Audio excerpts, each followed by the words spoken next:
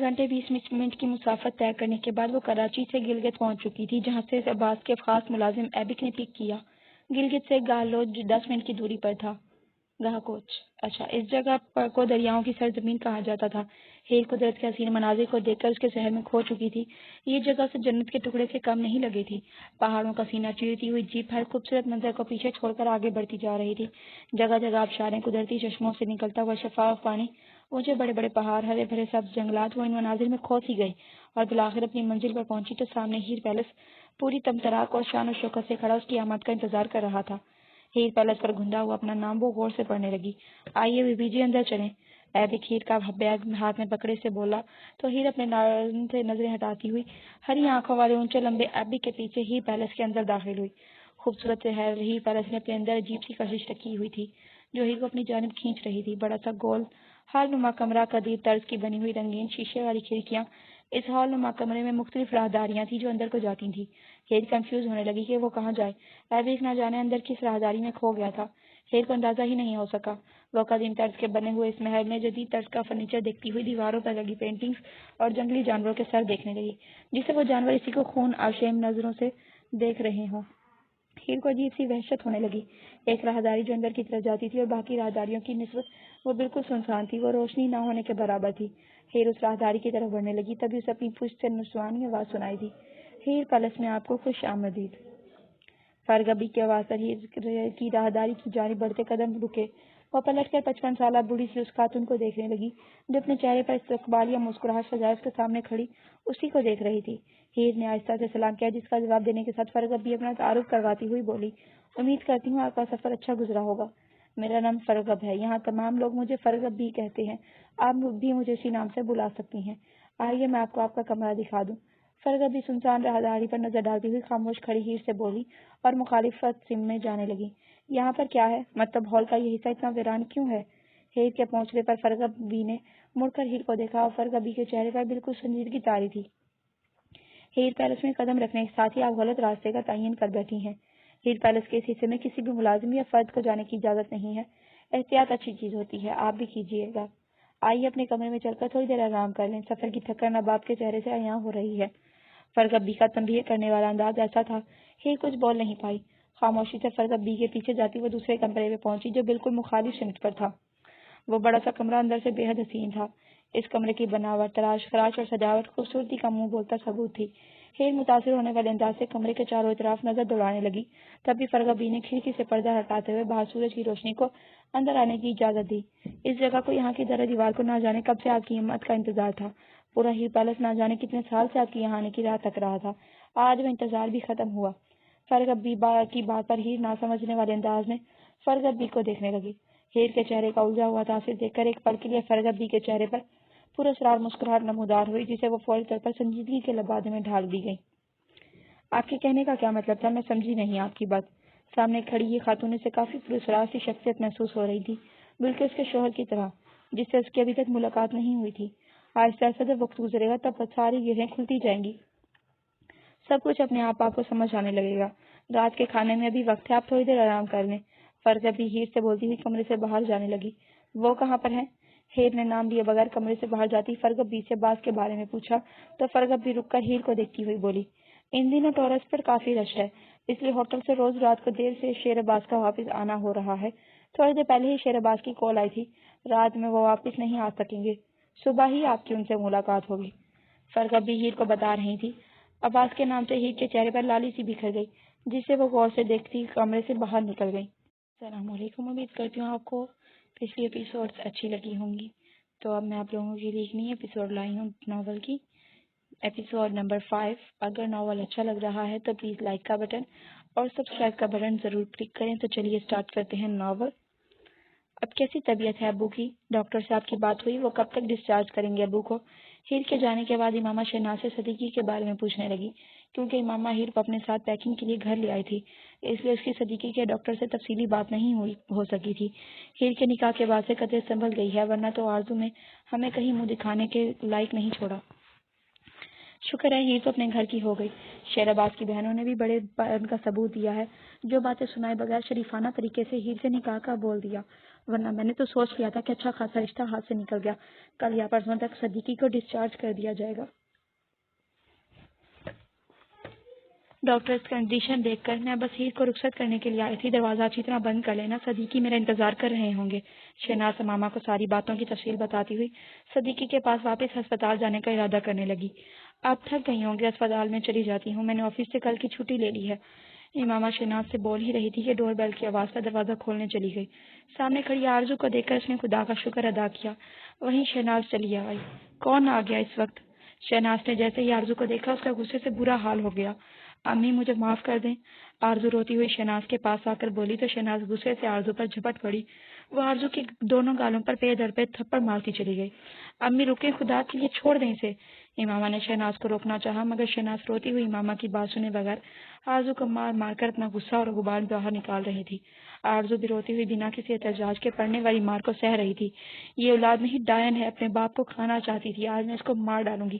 کیوں میں نے اس کو پیدا کیا، کیوں اس بدذات کو دنیا میں لائی میں؟ یہ صلت، یہ اس بغیرت نے ہماری محبت، ہمارے اعتماد کا، تمہارے باپ کو اور مجھے بیٹے کی چاہ رہی، مگر اس کے باوجود ہم دونوں نے تم لوگوں کو کبھی احساس نہیں ہونے دیا۔ پڑھایا لکھایا، اپنی حیثیت کے مطابق تم لوگوں کی خواہشات کو پورا کرنے میں اپنی زندگی گزار دی، جس کا صلہ اس بغیرت نے اپنی شادی سے ایک دن پہلے گھر چھوڑ کر اپنے یار کے ساتھ بھاگ کر دیا۔ پوچھو اس سے امامہ یہ کیوں واپس لوٹ کر آئی ہے؟ ہمارے نام پر تو اس نے دھبا لگا دیا۔ پوچھو اس بے شرم سے اس کا اپنا دامن پاک ہے یا اس کے یار نے اس کو داغدار کر کے چھوڑ دیا؟ شہناز آرزو کو مار مار کر اور مسلسل بول بول کر تھک گئی تو خود بھی فرش پر بیٹھ کر رونے لگی۔ آرزو میں اتنی سکت نہ تھی کہ وہ سر اٹھا پاتی، وہ گھنٹوں میں اپنا چہرہ چھپائے بری طرح سے سسک رہی تھی۔ امامہ نے آرزو کو بازو سے پکڑ کر اندر کمرے میں جانے کا اشارہ کیا۔ خود اپنے نقص زدہ پاؤں پر وزن ڈالتی ہوئی تھکے انداز میں روتی ہوئی شہناز کے پاس آئی اور اسے خاموش کروانے لگی۔ مہنور عثمان کے فلیٹ سے غصے میں گھر واپس آئی تھی۔ ہاشم کا غصہ اس نے شمع پر چیخ چیخ کر اور کچن میں برتنوں کو توڑ کر نکالا۔ ہنگامے اور شور کی آواز سن کر ایوب خان اور گلنار دونوں ہی وہاں پہنچ گئے۔ یہ کیا شور اور ہنگامہ مچا رکھا ہے تم نے؟ شرم، عقل اور شعور جیسی صفات تم دن بدن کھوتی جا رہی ہو۔ ایوب خان گرجدار آواز میں غصے سے مہنور کو دیکھتے ہوئے بولے، کیونکہ انہوں نے مہنور کو شمع کے سہمے ہوئے بیٹے کو تھپڑ لگاتے ہوئے دیکھ لیا تھا، جو اتنے شور کی وجہ سے ڈر کے مارے رو رہا تھا۔ شرم، عقل اور شعور جیسی صفات آپ کے پوتے میں بھی باقی نہیں بچی ہیں داجی۔ پوچھے اپنے نیک اور شریف پوتے سے گھر سے باہر غیر عورتوں کے ساتھ وہ کون سی عیاشیاں کرتا پھر رہا ہے جو اس نے راتوں کو گھر آنا چھوڑ دیا؟ مانور بنا لحاظ کے کافی بدتمیزی سے بولی تو گلنار نے فوراً اسے ٹوک دیا۔ اپنی بے باک اور لمبی زبان کو لگام ڈال کر رکھو مہنور، گزرتے دنوں کے ساتھ تمہاری گستاخی اور بدمزاجی میں اضافہ ہوتا جا رہا ہے، اور خبردار جب تم نے میرے بیٹے کے کردار کے متعلق کوئی بھی غلط بات بولی۔ مجھے اپنی تربیت پر پورا یقین ہے۔ ہاشم کبھی کوئی اخلاق سے گری ہوئی حرکت نہیں کر سکتا۔ گلنار مہنور کے منہ سے ہاشم کے لیے ایسی بات سن کر سختی سے اسے ٹوکتی ہوئی بولی۔ ویسے ہی ہاشم بھی گھر آ گیا۔ وہ جانتا تھا عثمان کے فلیٹ سے گھر پہنچنے کے بعد یقیناً مہنور کو گھر کا پرسکون ماحول برباد کرنا تھا۔ یہ آ گیا ہے آپ کا نیک، شریف، عزت دار، فرما بردار پوتا، ذرا پوچھیں اس سے عثمان کے فلیٹ میں یہ کس لڑکی کے ساتھ رات گزار کر آ رہا ہے؟ مہنور ہاشم کو دیکھ کر کوئی لحاظ کیے بغیر چیخ کر بولی تو ایوب خان اور گلنار کی نظریں ہاشم پر ٹھہر گئیں۔ ہاشم اپنا غصہ ضبط کرتا ہوا مہنور کے سامنے آ کھڑا ہوا۔ شادی کرنے والا ہوں میں اس لڑکی سے، وہ لڑکی میری بیوی بن کر اس گھر میں آئے گی، اور اب اگر تم نے دوبارہ کوئی تماشا لگایا تو کھڑے کھڑے میں تمہیں اس رشتے سے آزاد کر دوں گا، سنا تم نے؟ ہاشم بے انتہا سنجیدہ مگر سخت لہجہ اپنائے ہوئے مہنور سے بولا تو مہنور سمیت گلنار اور ایوب بھی خاموش ہو گئے۔ ہاشم سب کو خاموش دیکھ کر اپنے کمرے میں چلا گیا، جبکہ گلنار افسوس سے ایوب خان کو دیکھنے لگی۔ گلنار کو لگا تھا کہ مہنور کو ویسے ہی کوئی غلط فہمی ہوئی ہوگی یا وہ جھوٹ بول رہی ہوگی، ہاشم کا کوئی دوسری لڑکی سے تعلق نہیں ہو سکتا، لیکن شاید اس کا بیٹا دوسری شادی بھی اپنی مرضی سے کرنا چاہتا تھا۔ دن کے اجالے میں ہیر پیلس سے جتنا پرکشش اور خوبصورت لگ رہا تھا، رات ہونے کے ساتھ اتنا پراسرار اور وحشت زدہ معلوم ہو رہا تھا۔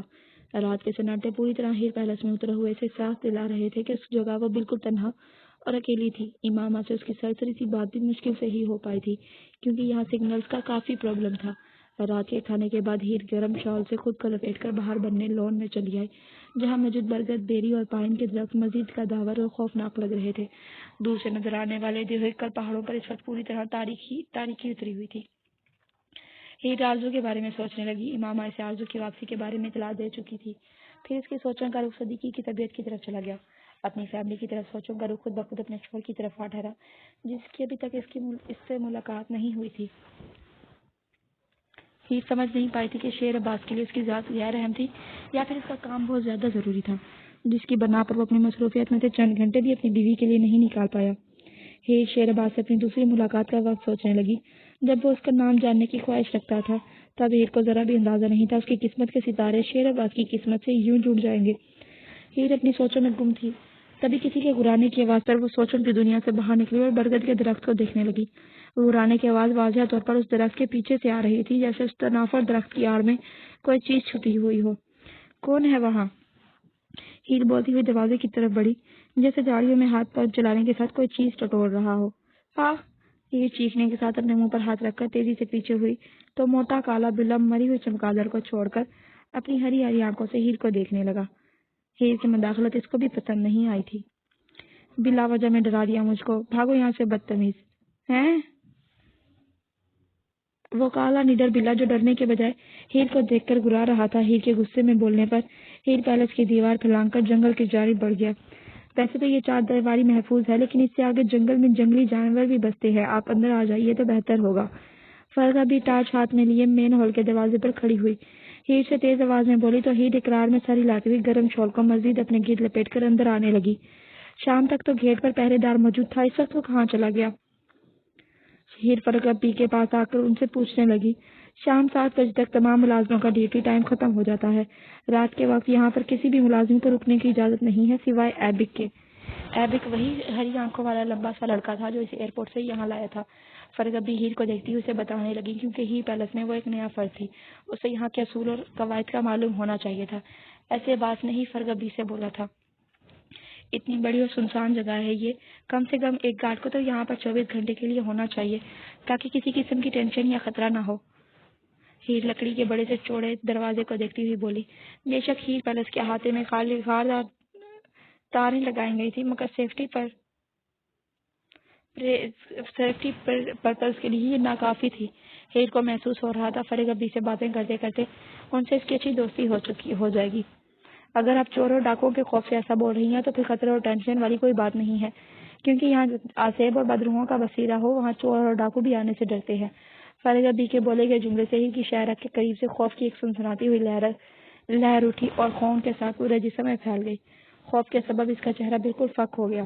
آپ شاید ڈر گئی ہیں میری بات سے، یہاں ایسا کچھ نہیں ہے۔ آبادی کے لوگوں نے اس جگہ کو دیکھ کر ایسے قصے مشہور کر دیے ہیں، ہر کوئی یہاں آنے سے ڈرتا ہے۔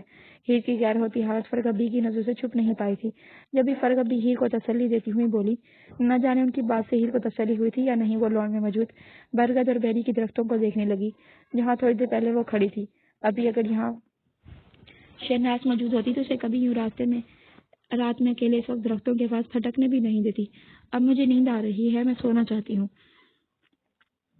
ہیر فرغہ بی کو دیکھتی ہوئی آہستہ سے بولی۔ اب تو ہیر کو ان خاتون سے بھی خوف آ رہا تھا جن سے وہ تھوڑی دیر پہلے دوستی کا سوچ رہی تھی۔ بالکل، اب آپ کو سو جانا چاہیے، آئیے میں آپ کو آپ کے کمرے تک چھوڑ دوں۔ فرغہ بی کی بات سن کر ہیر فرغہ بی کے پیچھے اپنے کمرے تک پہنچی اور کمرے میں آنے کے بعد اس نے دروازے سے اندر سے لاک کر لیا۔ یہاں اکیلے رہ کر تو میں خوف سے ہی مر جاؤں گی، ہیر خود سے بولتی بیگ سے اپنا نائٹ ڈریس نکالنے لگی، مگر اب سچ میں اس کو سو جانا چاہیے تھا۔ اس وقت حباس ہوٹل میں موجود تیسرے فلور پر اپنے آفس کے کمرے میں بیٹھا ہوا لیپ ٹاپ کی اسکرین پر گہری نیند میں ڈوبی ہوئی اپنی بیوی کو کافی دیر سے تکے جا رہا تھا۔ وہ اس کے کمرے میں موجود اس کے بیڈ پر کافی گہری نیند سو رہی تھی۔ ایسا ہرگز نہیں تھا کہ ہیر کی ذات اس کے لیے اہم نہ تھی یا پھر اس کے لیے دوسرے کام زیادہ اہمیت کے حامل تھے، لیکن عباس صبح سے کشمکش میں مبتلا تھا کہ ہیر کو اپنی بیوی کے روپ میں دیکھ کر اسے اپنی بیوی سے کس طرح ملنا چاہیے۔ جب ہیر کو لینے کے لیے اس نے ابھی کو بھیج دیا تھا، اور شام میں فرغہ بی کو پیغام دے چکا تھا کہ وہ ہوٹل سے واپس صبح دوسرے دن ہی آئے گا، کیونکہ کوئی سمجھے یا نہ سمجھے وہ جانتا فرغہ بھی اس کا ہیر سے گریز اچھی طرح سمجھ رہی تھی۔ سامنے اسکرین پر گہری نیند میں سوئی ہیر کی موجودگی سے اپنا ویران کمرہ آباد دیکھ کر عباس ابھی فیصلہ نہیں کر پا رہا تھا اس کو کیا کرنا چاہیے۔ چند دن بعد وہ ایک فیصلے پر پہنچ کر ایبک کو کال ملانے لگا۔ ہیر وہ اس وقت گہری نیند میں ڈوبی ہوئی تھی، تب اس کو نیند میں محسوس ہوا کہ کسی نے اس کے پاؤں کی طرف سے کمفرٹر سرکایا ہو۔ اپنی نرم و ملائم ریشم جیسی پنڈلی پر انجانا سا ہاتھ کا لمس اس کو حواس میں لانے کے جتن کر رہا تھا یا پھر اس کی ٹانگوں کی نرماہٹ کو اپنے اندر اتار رہا تھا۔ دروازہ اس نے اندر سے لاک کیا تھا، پھر یہ کون اس وقت اس کے کمرے میں موجود تھا؟ دماغ کے چلنے پر گہری نیند اس کی آنکھوں سے رخصت ہونے لگی۔ اندھیرے میں اپنے پاؤں کی اپنے پاؤں کے پاس کسی کی پرچھائی دیکھ کر ہیر نے بدحواسی میں چیخنے کی کوشش کی۔ ویسے ہی اس پرچھائی نے پھرتی سے آگے بڑھ کر ہیر پر جھکتے ہوئے اس کے منہ پر ہاتھ رکھ کر ہیر کی چیخ کا گلا دبا دیا اور لیمپ آن کر دیا۔ ہیر نے لیمپ کی مدھم روشنی میں عباس کا چہرہ دیکھا اور 3 سے 4 بار اپنی پلکیں جھپک کر خود کو عباس کی موجودگی کا یقین دلایا تو عباس نے آہستہ سے ہیر کے ہونٹوں پر سے اپنا ہاتھ ہٹایا۔ آپ نے تو مجھے ڈرا ہی دیا تھا۔ ہیر کو گمان بھی نہیں تھا وہ عباس کو دیکھ کر پہلا جملہ یہ ادا کرے گی۔ کوشش بھی یہی تھی کہ تم ڈر جاؤ۔ سامنے والے کو حیران کرنا، پریشان کرنا، ڈرانا یا پھر چونکانا عادت سی بن چکی ہے میری۔ عجیب سا تاثر اپنی آنکھوں میں لیے وہ ہیر کو دیکھ کر سنجیدہ لہجے میں بولا۔ ہیر کنفیوز ہو کر عباس کی آنکھوں کا رنگ دیکھنے لگی۔ جہاں تک اس کو یاد پڑتا تھا دوسری ملاقات میں عباس کی آنکھوں کا رنگ مختلف تھا، شاید گہرا کالا رنگ۔ اس وقت ہیر کو عباس کی آنکھیں دیکھ کر وہ بلا یاد آیا جو چند گھنٹے قبل اس نے برگد کے پیڑ کے پیچھے دیکھا تھا، وہی بلا جو ہری چمکتی آنکھوں سے اس کو گھور رہا تھا۔ ہیر کے دیکھنے پر عباس اس کے اوپر جھکا، ہیر کو بھی خاموشی سے دیکھنے لگا۔ تب ہیر نے اس سے پوچھا، لیکن آپ مجھے ڈرانا کیوں چاہتے ہیں؟ ہیر الجھتی ہوئی عباس سے پوچھنے لگی۔ پہلی ملاقات میں جب وہ روڈ کراس نہیں کر پا رہی تھی تب بھی یہ شخص تیزی سے اس کے قریب اپنی گاڑی لایا تھا جیسے اس کو مار ہی ڈالے گا، اور وہ ڈر گئی تھی۔ اور دوسری ملاقات میں بھی وہ دور بیٹھا اسے کافی دیر سے تکے جا رہا تھا، پھر خالی جگہ دیکھ کر اس کو ہیر کا روکنا، نام پوچھنا، اب بھی اس نے ہیر کو ڈرانے میں کوئی کسر نہیں چھوڑی تھی۔ بتایا تو ہے اپنی عادت سے مجبور ہوں، لیکن اس وقت میں تمہیں ڈرانے نہیں بلکہ تم سے پیار کرنے آیا ہوں۔ عباس نے ہیر سے بولتے ہوئے اپنا ہاتھ آگے بڑھا کر اس کا گال چھوا تو ہیر عباس کا لمس محسوس کر کے بدل کر پیچھے ہوئی۔ تم تبھی سے ڈر گئی ہو مجھ سے، میں کچھ بھی غلط نہیں کر رہا ہوں، آ جاؤ میرے پاس۔ ہیر ابھی بھی عباس کی بے تاثر آنکھوں کو دیکھ رہی تھی جو اس وقت کسی بھی جذبے، کسی بھی احساس سے آ رہی تھی، مگر عباس نے ہیر کی یہ کوشش لیمپ بند کر کے ناکام کر دی۔ کمرے میں مکمل طور پر اندھیرا ہو جانے کی وجہ سے اب ہیر عباس کو نہیں دیکھ سکتی تھی۔ عباس ہیر کو اپنی جانب کھینچ کر اپنے حصار میں لے چکا تھا۔ وہ ہیر کی گردن پر جھکتا ہوا ہیر کی خوشبو محسوس کرنے لگا۔ مہکتا دہکتا گرم سانسوں کا لمس اپنی گردن پر محسوس کر کے ہیر شرم و حیا سے چور ہونے لگی، لیکن اس کے باوجود اس کا ذہن کمرے کے بند دروازے کی جانب چلا گیا۔ دروازہ تو اندر سے بند تھا، پھر عباس اندر آیا کیسے؟ آپ روم میں کیسے آئے؟ اپنی گردن پر گرم سانسوں کی تپش محسوس کر کے ہیر الجھن دور کرنے کے لیے عباس سے سوال کرنے لگی۔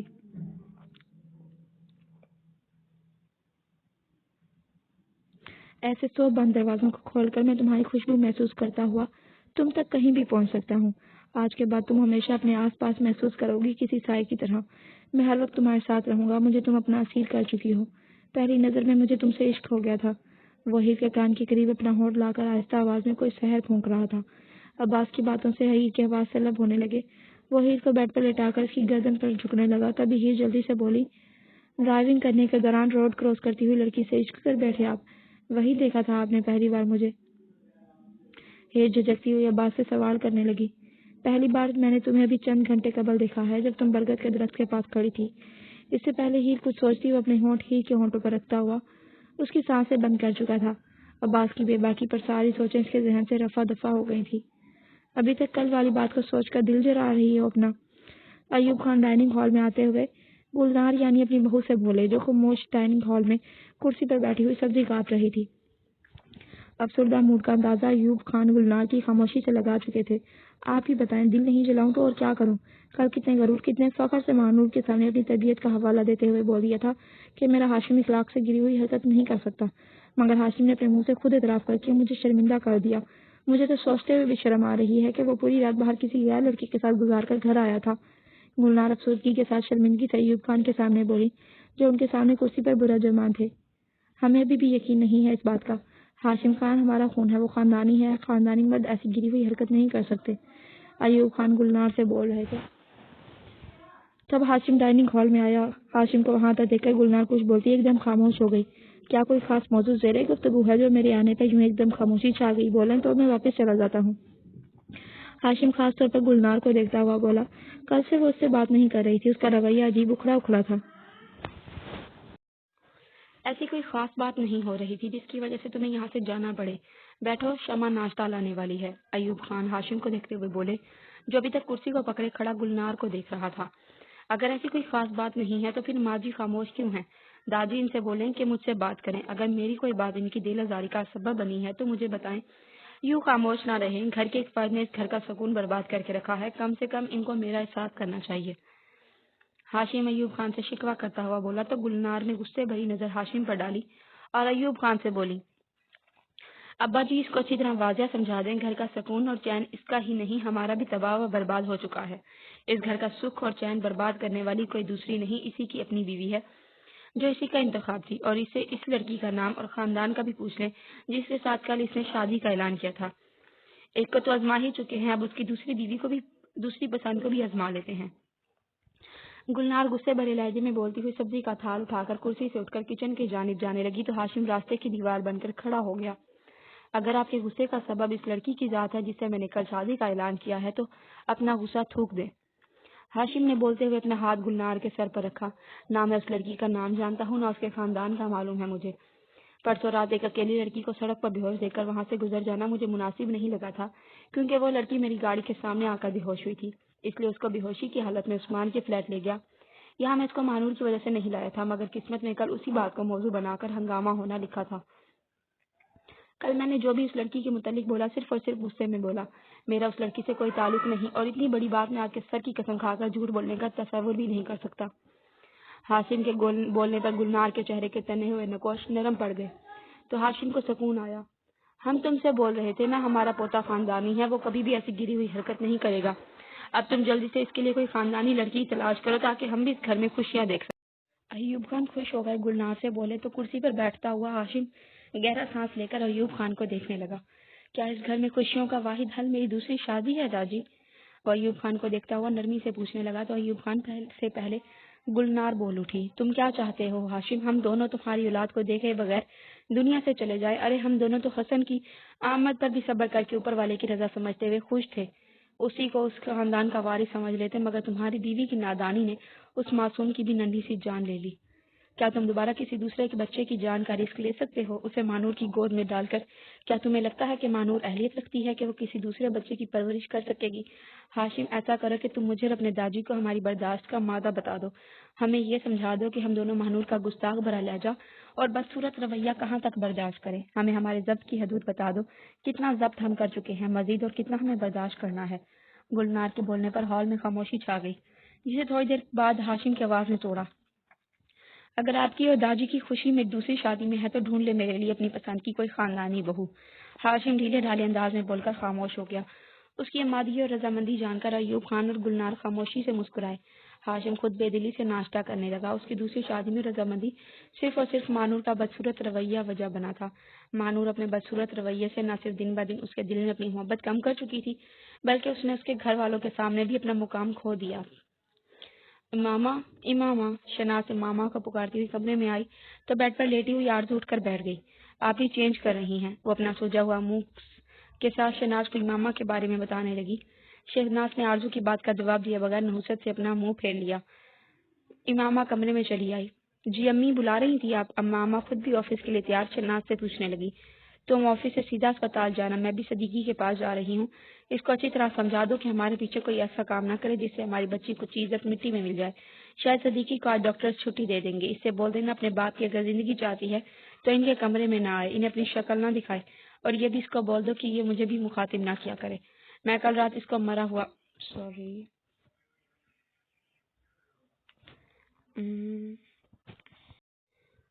समझकर इस पर रो चुकी हूँ। जुबैदा से शाम में बात करूंगी। अब जो भी जैसा भी रिश्ता हो फौरन बताए ताकि इसको जल्द से जल्द फारिग करूं। शनासी मामा को बोलती हुई घर से सदीकी के पास अस्पताल चली गई, जबकि मामा आरजू का आंसुओं से तर चेहरा देखने लगी। यकीनन शहनाज की बातों से आरजू को दुख पहुंचा होगा, मगर उसने भी तो शादी से एक दिन पहले घर से निकलकर कितनी बड़ी हमाकत की थी। गलती छोटी ना हो तो गुस्सा देर से उतरता है। अम्मी अबू को भी वक्त लगेगा। तुम्हारा नाश्ता बना दिया है, कर लेना और दरवाजा अच्छी तरह लॉक कर लेना। थोड़ी देर बाद मुमताज आ जाएगी तो उससे घर का काम करवा लेना। मैं ऑफिस के लिए निकल रही हूँ, वापसी पर अस्पताल भी जाना होगा, रात हो जाएगी। इमामा आरजू से बोलती हुई ऑफिस के लिए निकल गई। पहाड़ी परिंदों की चहकार भरने की सुरीली आवाज से होता सुबह का आगाज हीर पैलेस में सोई हुई हीर को जगा गया था। हीर बेदार होकर बेड पर बैठ गई। बेख्तियार उसकी नजरें बेड पर अपने बराबर पर गई, जहाँ इस वक्त कोई भी मौजूद नहीं था। बेशिकन बेडशीट देखकर उसे गुमान हो रहा था जैसे यहाँ रात में कोई सोया ही ना हो। इतनी सुबह सुबह शेर आवाज कहाँ जा सकता था। हीर ताज्जुब करती बेड से उठकर वॉशरूम चली गई। शावर लेने के साथ वो अपने सफर की थकान के साथ कल रात की थकान भी उतारने लगी। कल रात इसे अब्बास का रवैया थोड़ा अजीब लगा। کیونکہ ان دونوں کی سرسری سی ہی صحیح 2 ملاقاتیں تو ہوئی تھی۔ ہیر کو لگا تھا شیر عباس اسے بیوی کے روپ میں دیکھ کر اسے بہت ساری باتیں کرے گا، اس کے بارے میں پوچھے گا، اپنے بارے میں بتائے گا، شاید تھوڑا ٹائم بھی دے گا، مگر وہ تو کل رات یوں اچانک ہی۔ شاور لینے کے بعد ہیر واپس روم میں آئی تو اس نے کھڑکی سے پردے ہٹائے۔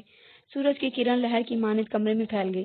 یہاں سے دور نہ صرف بڑے بڑے پہاڑوں پر پرندے اڑان بھرتے نظر آ رہے تھے، بلکہ اس جگہ سے غرضر کی آبادی بھی نظر آتی تھی۔ اس نے ہیر پیلس کے اندر زمین گیٹ سے جیپ آتی دیکھی۔ اس وقت ہیر پیلس کے گیٹ پر پہرے دار موجود تھا، جس نے گیٹ کھول کر جیپ کو اندر آنے کا راستہ دیا۔ یہ کوئی اور نہیں بلکہ عباس تھا، اس کا شوہر۔ ہیر کو تعجب ہوا، اتنی صبح وہ کہاں سے آ رہا تھا اور رات کو کب واپس چلا گیا، اس کو خبر بھی نہ ہو سکی۔ ہیر اپنے دوپٹے کو پھیلا کر اوڑھتی ہوئی کمرے سے باہر نکلی تو اسے فرغب بھی ہال میں ہی نظر آئی۔ تو پھر اکیلے کل رات نیند آ گئی تھی آپ کو؟ فرغب بھی ہیر کو دیکھتی ہوئی اجنبیت کی دیوار کو سمیٹ کر ہیر سے مخاطب ہوئی۔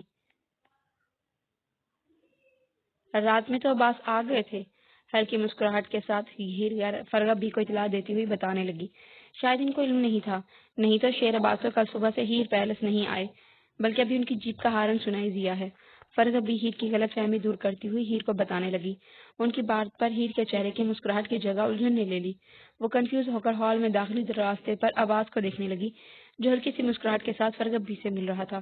اس کا حلیہ، اس کے کپڑے یہی بتا رہے تھے، وہ ابھی ہوٹل سے واپس لوٹا تھا، مگر کل رات وہ کالے رنگ کی قمیص شلوار میں کمرے میں موجود تھا۔ ہیر مزید نروس ہو کر عباس کو دیکھنے لگی، جب چہرے پر ہلکی سی مسکراہٹ کے ساتھ اس کی جانب آ رہا تھا۔ سوری، میں کل سارا دن بزی رہا ہے، اس لیے تم سے ملنے نہیں آ سکا۔ پلیز تم اس بات کو محسوس مت کرنا۔ اب میں 3 دن تک بالکل فری ہوں، میرا سارا وقت تمہارے لیے ہوگا۔ عباس جیسے دوستانہ لہجے میں ہیر کو دیکھتا ہوا بول رہا تھا۔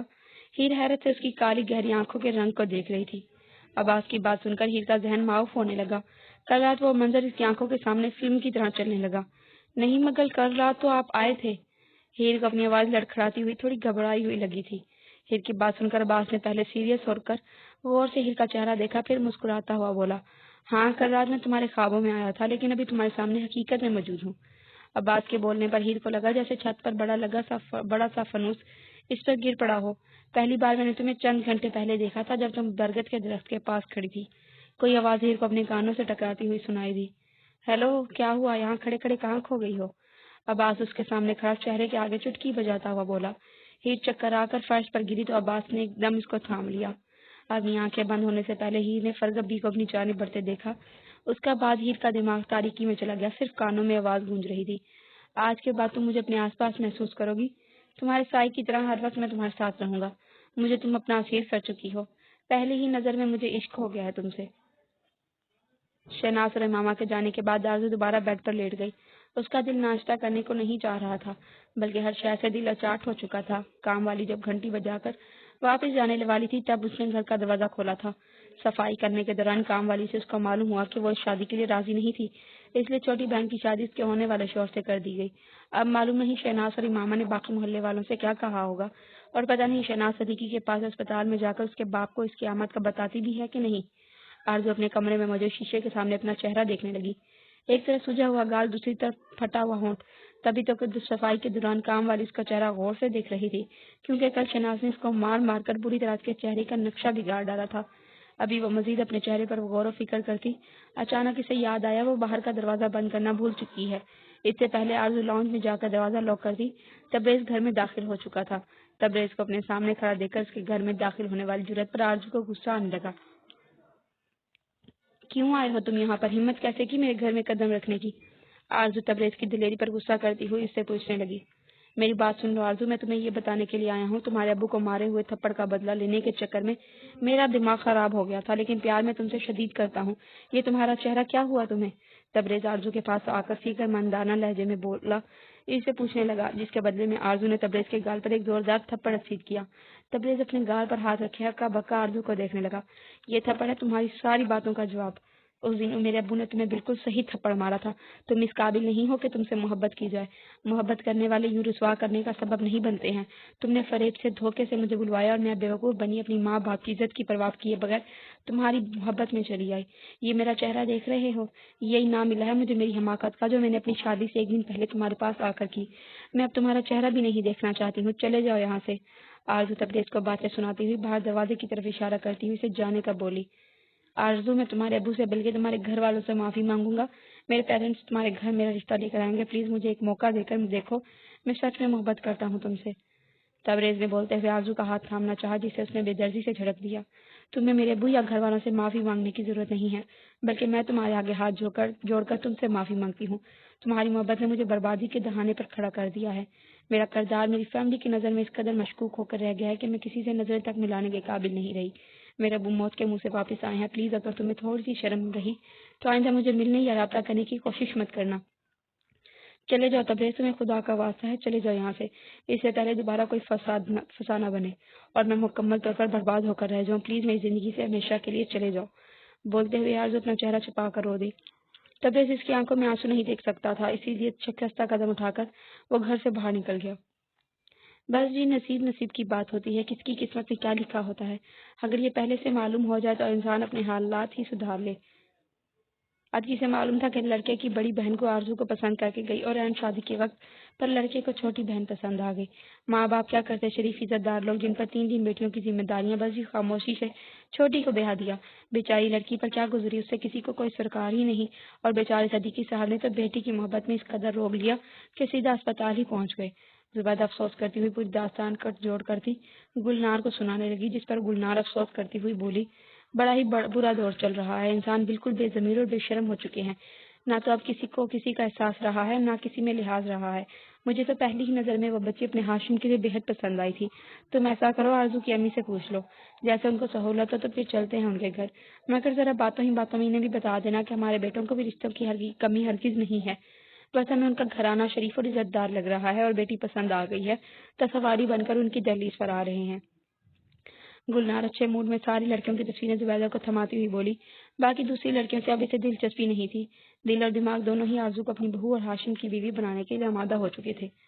ارے وہ تو آپ فکر ہی نہ کریں، یہاں آپ کے پاس آنے سے پہلے شناز آپا کے سامنے آپ کے بیٹے کی تعریفوں کے ایسے پل باندھے ہیں کہ شناز آپا تو خوش ہو کر شکر ادا کر رہی تھی۔ زبیدہ گلنار کو بولتی ہوئی گلنار کے ہاتھوں میں نیلے نیلے ڈاٹ دیکھنے لگی جو وہ اپنے پرس سے نکال رہی تھی۔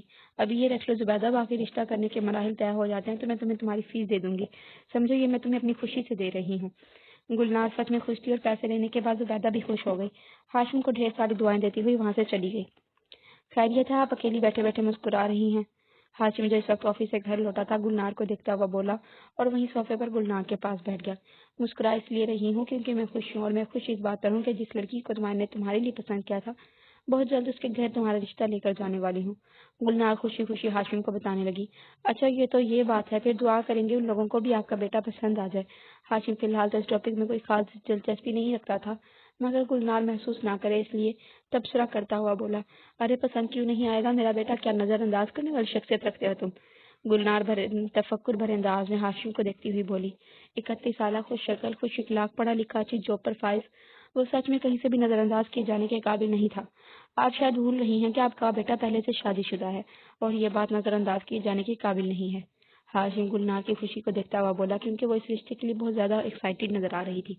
اگر اسی بات کو لے کر وہ لوگ اس رشتے سے انکار کر دیتے تو لازمی بعد میں گلنار افسردہ ہو جاتی، اور ہاشم ایسا نہیں چاہتا تھا۔ آرزو کے گھر والوں کو پہلے ہی بتا دیا ہے اور انہیں کوئی اعتراض نہیں ہے، اب تم منہ سے کوئی بھی بری بات نکال کر میرا موڈ مت خراب کرو، تمہاری بیوی ویسے ہی دوپہر میں مجھے کافی باتیں سنا چکی ہے۔ خیر اب تم چل کر خود ہی لڑکی دیکھ لینا، بہت خوبصورت ہے آرزو، گھرانہ بھی شریف اور انتہائی عزت دار لوگ ہیں، تم ساتھ چلو گے تو اچھا ہے، وہ لوگ بھی تم کو دیکھ لیں گے، ایسے ہی بات آگے بڑھے گی۔ گلنار ہاشم کو سمجھاتی ہوئی بولی تو ہاشم اس کی بات سے صاف انکار کر گیا۔ لڑکی خوبصورت ہے، فیملی عزت دار ہے، شریف ہے، آپ اور دادی مطمئن ہونے چاہیے، ماجی آپ دونوں کی خوشی میں ہی میری خوشی ہے۔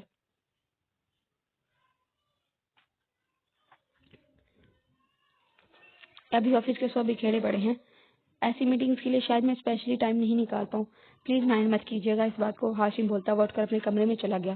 گلنار اس کی بات کا جواب بھی برا بھی نہیں مانا، وہ ایوب خان کے ہمراہ آرزو کے گھر رشتہ لے کر جانے کا ارادہ کر بیٹھی تھی۔ یقیناً جب بھی ہاشم آرزو کو دیکھتا اسے اپنی ماں کی پسند پر خوشی ہوتی، گلنار کو پورا یقین تھا۔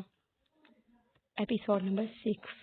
پورا ہفتہ گزر چکا تھا مگر وہ ابھی تک خوف کے احساس سے باہر نہیں نکلی تھی۔ ہیر پیلس میں کچھ اس کے ساتھ پہلی رات ہوا تھا، نہ تو ہیر وہ سب کو جا کر بلا سکتی تھی اور نہ ہی وہ سب کسی کو بتا سکتی تھی۔ ہوش میں آنے کے بعد وہ صدمے کی کیفیت میں دیر تک روتی رہی تھی۔ سرزبی اور عباس کے پوچھنے پر فیملی یاد آ رہی ہے کہہ کر اس نے رونے کا جواز بنایا تھا۔ عباس نیچر کے لحاظ سے اچھا تھا، اسے اداس دیکھ کر اچھے دوست کی طرح ہیر کو ٹریٹ کر رہا تھا۔ اس رات کے بعد سے واسطے کوئی واقعہ اس کے ساتھ دوبارہ پیش نہیں آیا تھا، مگر وہ برگد کے درخت اور اس کالے بلے سے کافی زیادہ ڈر گئی تھی۔ آج گزر کا موسم کافی خوشگوار تھا۔ ہیر کی طبیعت فریش ہو جائے عباس اسے پھنرولی لے آیا تھا۔ اس وقت ہیر بڑے سے چٹان نما پتھر پر بیٹھی ہوئی جھیل کے نیلے پانی کو دیکھ رہی تھی، جو اتنا صاف اور شفاف تھا کہ اس میں چھوٹے چھوٹے سائز کے پتھر صاف دکھائی دے رہے تھے۔ یہاں آ کر وہ قدرتی مناظر دیکھتے ہوئے ان میں کھو کر کافی اچھا محسوس کر رہی تھی۔ تب اسے اپنی پشت پر کسی کی موجودگی کا احساس ہوا۔ وہ خوف زدہ ہو کر اس سے پہلے مڑتی، عباس اس کو ایک دم شانوں سے تھام چکا تھا، نہیں تو وہ سیدھی پانی میں جا گرتی۔ یہ میں ہوں ہیر، یہاں میرے علاوہ آس پاس کوئی تمہیں دوسرا دکھ رہا ہے جو تم ایسے ڈر گئی ہو؟ کیا بچپن سے ہی اتنا چھوٹا دل ہے تمہارا کہ تم بات بات پر ڈر جاتی ہو؟ عباس ہیر کو شانوں سے تھامتا ہوا اسے پوچھنے لگا۔ عباس نے ان 7 دنوں میں محسوس کیا تھا وہ بہت زیادہ ڈرپوک سی لڑکی تھی، جو بات بات پر خوف زدہ ہو جایا کرتی تھی۔ میں سمجھی کوئی اور تھا۔ یہ جملہ تو عباس کو جیسے رٹ چکا تھا۔ وہ عباس کو اچانک دیکھ کر یہی بولتی تھی، میں پہلے ڈرپوک نہیں تھی، مگر یہاں آنے کے بعد اب ہو گئی ہوں۔ وہ بھی عباس کی کالی گہری آنکھوں کو دیکھ کر اطمینان کرتی ہوئی بولی اور دل ہی دل میں شکر ادا کرنے لگی، یہ عباس ہی تھا۔ عباس اس بڑی چٹان پر ہیر کے قریب بیٹھ کر اس کا ہاتھ تھامتا ہوا بولا، یہاں پر ایسا کیا ہے جو تمہیں خوف میں مبتلا کرتا ہے؟ عباس کے اس طرح پوچھنے پر وہ عجیب کشمکش میں پڑ گئی۔ عباس کو اپنے ساتھ ہوا واقعہ بتائے کہ نہیں وہ فیصلہ نہیں کر پا رہی تھی، کیونکہ وہ شوہر تھا۔ یہ سب کیسے سنتا؟ ہیر بے بسی سے عباس کو دیکھے گئی۔ تب عباس اپنا بازو کھلا کر ہیر کے شانے پر دراز کرتا ہوا اس سے بولا، یہاں رہنے والے آبادی کے لوگوں نے ہیر پیلس کو لے کر ایسے ہی بے بنیادی کہانیاں گھڑ لی ہیں۔ اگر تم نے ایسا ویسا کچھ سن لیا ہے تو تمہیں ان پر یقین کرنے کی ضرورت نہیں ہے، اور ویسے بھی میرے ہوتے ہوئے تمہیں کوئی نقصان نہیں پہنچا سکتا، اوکے؟ عباس ہیر کے شانے پر اپنا ہاتھ رکھے آنکھوں میں اپنائیت بھرے تاثر کے ساتھ بے حد نرمی سے بولا، تو ہیر اس کو بتا بھی نہیں سکی کہ وہ یہاں آ کر کون سا نقصان پہلے ہی رات اٹھا چکی ہے۔ یار کچھ بولا تو کیا کرو تم؟ باتیں کیا کرو مجھ سے؟ بس ایسے ہی خاموشی سے دیکھتی رہتی ہو مجھے۔ تمہیں معلوم ہے نیچر کے لحاظ سے میں خود بھی کافی پرائیویٹ سا بندہ ہوں، ہر کسی سے اتنی جلدی فرینک نہیں ہوتا، مگر ہم دونوں کے بیچ بہت قریبی بہت گہرا رشتہ ہے۔ تمہارے ہر وقت ڈرنے سے میں اپنے اور تمہارے رشتے میں چاہ کر بھی اپنائیت محسوس نہیں کر پاتا، جو اس رشتے کی خوبصورتی ہے۔ عباس نے ہیر کو اپنی باتوں سے احساس دلاتے ہیں ذرا سا جھک کر اس کی پیشانی پر اپنے ہونٹ رکھے۔ ویسے ہی ہیر خوف سے پیچھے ہوئی، جس سے عباس کو ایک دم ہیر کا ری ایکشن دیکھ کر خاموش ہو گیا، اور خود ہیر بری طرح شرمندہ ہو گئی۔ آئی ایم سوری عباس، آپ پلیز برا مت مانیے گا۔ ہفتے بھر سے ایسا ہی ہوتا آ رہا تھا۔ عباس جب ہیر کے قریب آنے کی کوشش کرتا، ہیر عباس سے ایسے ہی خوف زدہ ہو جاتی اور عباس ایک دم بنا کچھ بولے خاموش ہو جاتا۔ چلو واپس چلتے ہیں، اندھیرا ہونے والا ہے۔ عباس اس کی بات پر بنا کوئی جواب دیے بولتے ہوئے اٹھنے لگا۔ عباس، ہیر نے عباس کے پکارنے کے ساتھ اپنے دونوں بازو اس کے گلے کے گرد حائل کر لیے اور عباس کے سینے پر اپنا چہرہ چھپا لیا۔ آج سے پہلے ان گزرے ہوئے دنوں میں ہیر نے یہ عمل پہلے کبھی نہیں کیا تھا، اور اس وقت اس لیے کیا تھا کیونکہ وہ عباس کو خود سے بدگمان یا ناراض نہیں دیکھ سکتی تھی۔ ہیر کے اس عمل سے عباس کے چہرے پر مسکراہٹ بکھر گئی۔ اگر تم اس اپنائیت کا اظہار نہیں کرتی، میں تب بھی تم سے خفا نہیں ہوتا۔ عباس پتھر سے نیچے آتے ہوئے ہیر سے بولا، کیونکہ پتھر اونچا ہو چکا تھا۔ وہ ہیر کو پکڑ کر احتیاط سے نیچے اتارنے لگا۔ سورج ڈھلنے کے ساتھ ہی تیز ہوا سرد ہوا نے زور پکڑ لیا تھا۔ ہیر عباس کے ساتھ چلتی ہوئی گرم شال اپنے گرد اچھی طرح لپیٹنے لگی۔ عباس نے جیپ تھوڑی دور کھڑی کی تھی، اس لیے وہ دونوں ہی پیدل چل رہے تھے۔ عباس دونوں ہاتھ جیکٹ کے جیبوں میں ڈالے تھے، اس قدم اٹھاتا ہوا جیپ تک پہنچ چکا تھا، جبکہ ہیر اس سے کافی پیچھے تھی۔ دور سے ہی بہت سے مویشی آنے لگے، جن میں بھیڑ اور بڑے سنگوں والے پہاڑی بکرے تھے۔ ہیر ان کو مت دیکھو، وہ بھی بہت دور ہیں، جلدی سے آ جاؤ۔ عباس جیپ کے پاس کھڑا ہیر سے بولا، جو ابھی سے کنفیوز ہو رہی تھی۔ سڑک کراس کرے کے دوسری طرف آنے کے بجائے سوچ رہی تھی، میں کیسے آ سکتی ہوں؟ آپ نہیں جانتے میں روڈ کراس کرنے سے ڈرتی ہوں۔ ہیر بڑے بڑے سینگوں والے پہاڑی بکرے دیکھ کر تیز آواز میں عباس سے بولی، نہیں یہ بات تو میں اچھی طرح جانتا ہوں اور تمہاری بے وقوفی کے مظاہرے بھی دیکھ چکا ہوں۔ عباس بولتا ہوا وقت ضائع کیے بغیر ہیر تک پہنچا، جب تک سارے مویشی سڑک پر ان کے قریب آتے سیدھا اپنی منزل پر جانے لگے تھے۔ عباس نے ہیر کا ہاتھ پکڑا تاکہ وہ ہیر کو اپنے ساتھ جیپ تک لے جا سکے۔ نہیں، پہلے ان سب کو گزر کر یہاں سے جانے دے۔ ہیر عباس کا ارادہ بھانپتی ہوئی ڈر کر بولی، تعداد دیکھی ہے تم نے ان سب کی؟ عباس نے ہیر سے بولتے ہوئے اچانک اسے بازو میں اٹھا لیا۔ عباس یہ کیا کر رہے ہیں آپ؟ اف! ہیر عباس کی سمر پر بوکھلا گئی۔ بے شک اس وقت وہاں کوئی نہیں تھا، اس کے باوجود ہیر کو شرم آنے لگی۔ عباس اس کے ڈر اور شرم کی پرواہ کیے بغیر اسے مویشیوں کے بیچ میں اٹھائے اپنی جیپ تک لے آیا۔ صرف 2 منٹ کا کام تھا، لیکن تم نے صبح کر دینی تھی جیپ تک آتے آتے۔ عباس نے جیپ کے پاس آ کر نیچے اتارتے ہوئے بولا، مگر شرم سے ہیر کچھ بول ہی نہیں پائی۔ شام کا ڈھلتا ہوا منظر، ہیر کا شرمایا ہوا چہرہ، عباس کو سمجھ نہیں آیا کون سے منظر زیادہ خوبصورت ہے۔ اب ایسے کیا دیکھنے لگ گئے ہیں آپ؟ ہیر عباس کی نظروں سے نروس ہوتی ہوئی اس سے پوچھنے لگی۔ بہت جلد اپنا دیوانہ بنا دو گی تم مجھے، عباس کھوئے ہوئے لہجے میں بولنے کے ساتھ ہیر کے چہرے پر آئے بالوں کو پیچھے کرتا ہوا ایسے دیکھے گیا۔ اور مجھے لگ رہا ہے بہت جلد آپ مجھے پاگل بنا دیں گے، ہیر نے عباس کی حرکت پر بولا، کیونکہ وہ اسے یوں کسی بچے کی طرح بازو میں اٹھا لایا تھا کہ وہ سنبھل بھی نہیں پائی تھی۔ ہیر کے جملے پر عباس کے چہرے کے تاثرات ایک دم تبدیل ہوئے۔ وہ تو بنا ہی دوں گا، یہی تو پلان ہے۔ عباس کی بے تاثیر آنکھوں کو دیکھ کر ہیر سمجھ نہیں پائی یہ بات اس نے مذاقن بولی تھی یا پھر یوں ہی واپسی پر۔ ہیر تھکی ہوئی تھی، اس لیے سیٹ سے سر ٹکا کر اس نے آنکھیں بند کر لی، جبکہ عباس اب خاموشی سے ڈرائیونگ کر رہا تھا۔ ہسپتال کے کاریڈور میں دور دور تک ہیر کی چیخوں کی آوازیں گونج رہی تھی۔ اس وقت وہ اپنے آپ ان میں نہیں تھی اور زور زور سے چلا رہی تھی۔ کون ہے اس پیشنٹ کے ساتھ؟ خاموش کروائیے اسے، دوسرے مریض بھی ڈسٹرب ہو رہے ہیں اس کی چیخنے سے۔ ہسپتال کی نرس فرغت بی کے پاس آتی ہوئی بولی تو فرغت بی اٹھ کر ہیر کے پاس کمرے میں چارنے لگی۔ پاگل ہے بیچاری، کل رات کو بھی ایسے ہی چلا رہی تھی، فرغت بی نے کاریڈور میں ایک عورت کو بولتے ہوئے سنا۔ وہ اس عورت کو بنا کچھ بولے کمرے میں ہیر کے پاس چلی آئی، جہاں چار وارڈ بوائز نے ہیر کو پکڑ رکھا تھا، مگر ہیر اس کے باوجود بے قابو ہو کر زور سے چلاتی ہوئی ان لوگوں سے اپنا آپ چھڑوانے کی کوشش میں زور شور سے چیخیں مار رہی تھی۔ ہیر رحم کھاؤ اپنی حالت پر، سنبھالو اپنے آپ کو، خدا کے لیے خاموش ہو جاؤ۔ فرغت بھی روتی ہوئی ہیر کی حالت دیکھ کر بولی، کھلے بال اب ترہلیا، سچ مچ وہ پاگل ہی ہو چکی تھی اس پریگننسی کی حالت میں۔ یہ کیا کر رہی ہیں آپ؟ ڈاکٹر نے سختی سے منع کیا ہے کہ اس کو کوئی بھی انجیکشن دینے کے لیے، پریگننسی میں یہ خطرناک ہے، آپ کو اندازہ نہیں ہے۔ فرغت بھی اس نرس کو ٹوکتی ہوئی بولی جو سرنج بھر رہی تھی۔ بیوی ہمیں مت سکھاؤ، جاؤ جا کر باہر بیٹھو، بلکہ یہاں اس کے شوہر کو بلاؤ، 11 ماہ سے اوپر ہو چکے ہیں، بچے کی گروتھ دن بہ دن بڑھتی جا رہی ہے، ڈاکٹر نے آپریشن کرنے کا بول دیا ہے۔ نرس فرغت بی کو بولتی ہوئی نئی مصیبت میں مبتلا کر کے ہیر کو انجیکشن لگانے لگی۔ ماشاءاللہ، ہمیں تو بہت زیادہ پسند آئی ہے آپ کی بیٹی۔ گلنار اپنے ساتھ بیٹھی آرزو کو دیکھتی خوش ہو کر صدیقی اور شہناز سے بولی، ساتھ ہی ایوب خان کی رائے لینے کے لیے ان کی جانب دیکھنے لگی۔ ایوب خان نے بھی مسکرا کر ہلکے سے اس بات میں سر ہلایا، یعنی ان کو بھی اپنے پوتے کے لیے آرزو بہت زیادہ پسند آئی تھی۔ الحمدللہ، ہم نے تینوں بیٹیوں کو دینی اور دنیاوی تعلیم کے ساتھ اخلاقیات کا درس بھی دیا ہے۔ اوپر والے نے جہاں میری بچیوں کا نصیب لکھا ہے، مجھے پوری امید ہے یہ تینوں ہمارا سر کبھی نہیں جھکائیں گی، کیونکہ شہناز کو زبیدہ بتا چکی تھی کہ ان کی پہلی بہو کافی بدتمیز اور منہ پھٹ قسم کی لڑکی تھی، اس لیے شہناز خاص طور پر اخلاقیات کا ذکر کرتی ہوئی بولی، جبکہ آرزو سر جھکائے بیٹھی شہناز کا تبصرہ سننے لگی۔ شہناز اور صدیقی اس کے لیے اس رشتے پر خوش نظر آ رہے تھے جو پہلے سے شادی شدہ ہونے کے ساتھ عمر میں اس سے 10 سال بڑا تھا۔ اخلاق کی سب سے بڑی دولت ہوتی ہے، جو اس زیور سے راستہ ہو تو آنے والی نسل بھی اچھی ہو، طرح پروان چڑھتی ہے۔ صدیقی صاحبہ، میں آپ کی بیٹی اپنے پوتے کے لیے پسند آئی ہے، ہم چاہیں گے کہ آپ بھی ہمارے گھر تشریف لا کر ہمارے پوتے ہاشم خان سے مل لیں، اسے دیکھنے، اچھی طرح بات چیت کرنے، ہم فضول کی رسموں میں پڑھ کر وقت ضائع نہیں کرنا چاہتے۔ اگر ہاشم سے ملاقات کے بعد آپ مطمئن ہوتے ہیں تو شادی کی تاریخیں مقرر کر کے اگلے ماہ ہی اس اہم فریضے کی ادائیگی کریں گے۔ ایوب خان بھی گفتگو میں حصہ لیتے ہوئے بولے۔ اتنی جلدی شادی کا سن کر صدیقی اور شہناز دونوں ہی بوکھلا کر ایک دوسرے کو دیکھنے لگے۔ آرزو کا سر کچھ اور نیچے جھک گیا، آنکھیں نم ہونا شروع ہو گئی۔ امامہ بیٹا، آرزو کو کمرے میں لے جاؤ، شہناز چائے سرو کرتی ہوئی امامہ سے بولی۔ وہ آرزو کی دل کی کیفیت سے خوب انجان تھی، اس لیے بالکل نہیں چاہتی تھی آرزو کے کسی عمل سے گلنار کو کچھ علم ہو۔ زبیدہ بہن نے آپ نے آپ کے پوتے کی تصویر دکھائی تھی، ماشاءاللہ کافی سنجیدہ اور پروکار شخصیت ہے اس کی، اس سے مل کر یقیناً خوشی ہوگی، لیکن اتنی جلدی شادی، آپ ہمیں تھوڑا وقت دیں۔ امام آرزو کو اپنے ساتھ لے کر جا چکی تھی۔ صدیقی اپنی بوکھلاہٹ چھپائے ایوب خان سے بولا۔ شہناز بھی فوراً گلنار کو دیکھتی ہوئی بتانے لگی، دراصل ابھی 2 ہفتے پہلے ہی ہم نے اپنی سب سے چھوٹی بیٹی کی شادی کی ہے، اتنی جلدی دوسری کو بھی رخصت کر دیں ایسا فوری تو ممکن نہیں، اس لیے آپ ہمیں تھوڑا وقت دیں۔ شہناز گلنار کو دیکھتے ہوئے سلیقے سے بولی۔ وہ لوگ بھی جلدی آرزو کو بیاہنا چاہتے تھے، مگر ہاشم کے گھر والوں کو شاید ان سے بھی زیادہ جلدی تھی۔ ہمیں صرف آج سے آپ کی آرزو چاہیے، جہیز کے نام پر ایک سکہ ہم نہیں لیں گے، اباجی جہیز کے سخت خلاف ہیں، اس وجہ سے آپ بالکل مطمئن ہو جائیں۔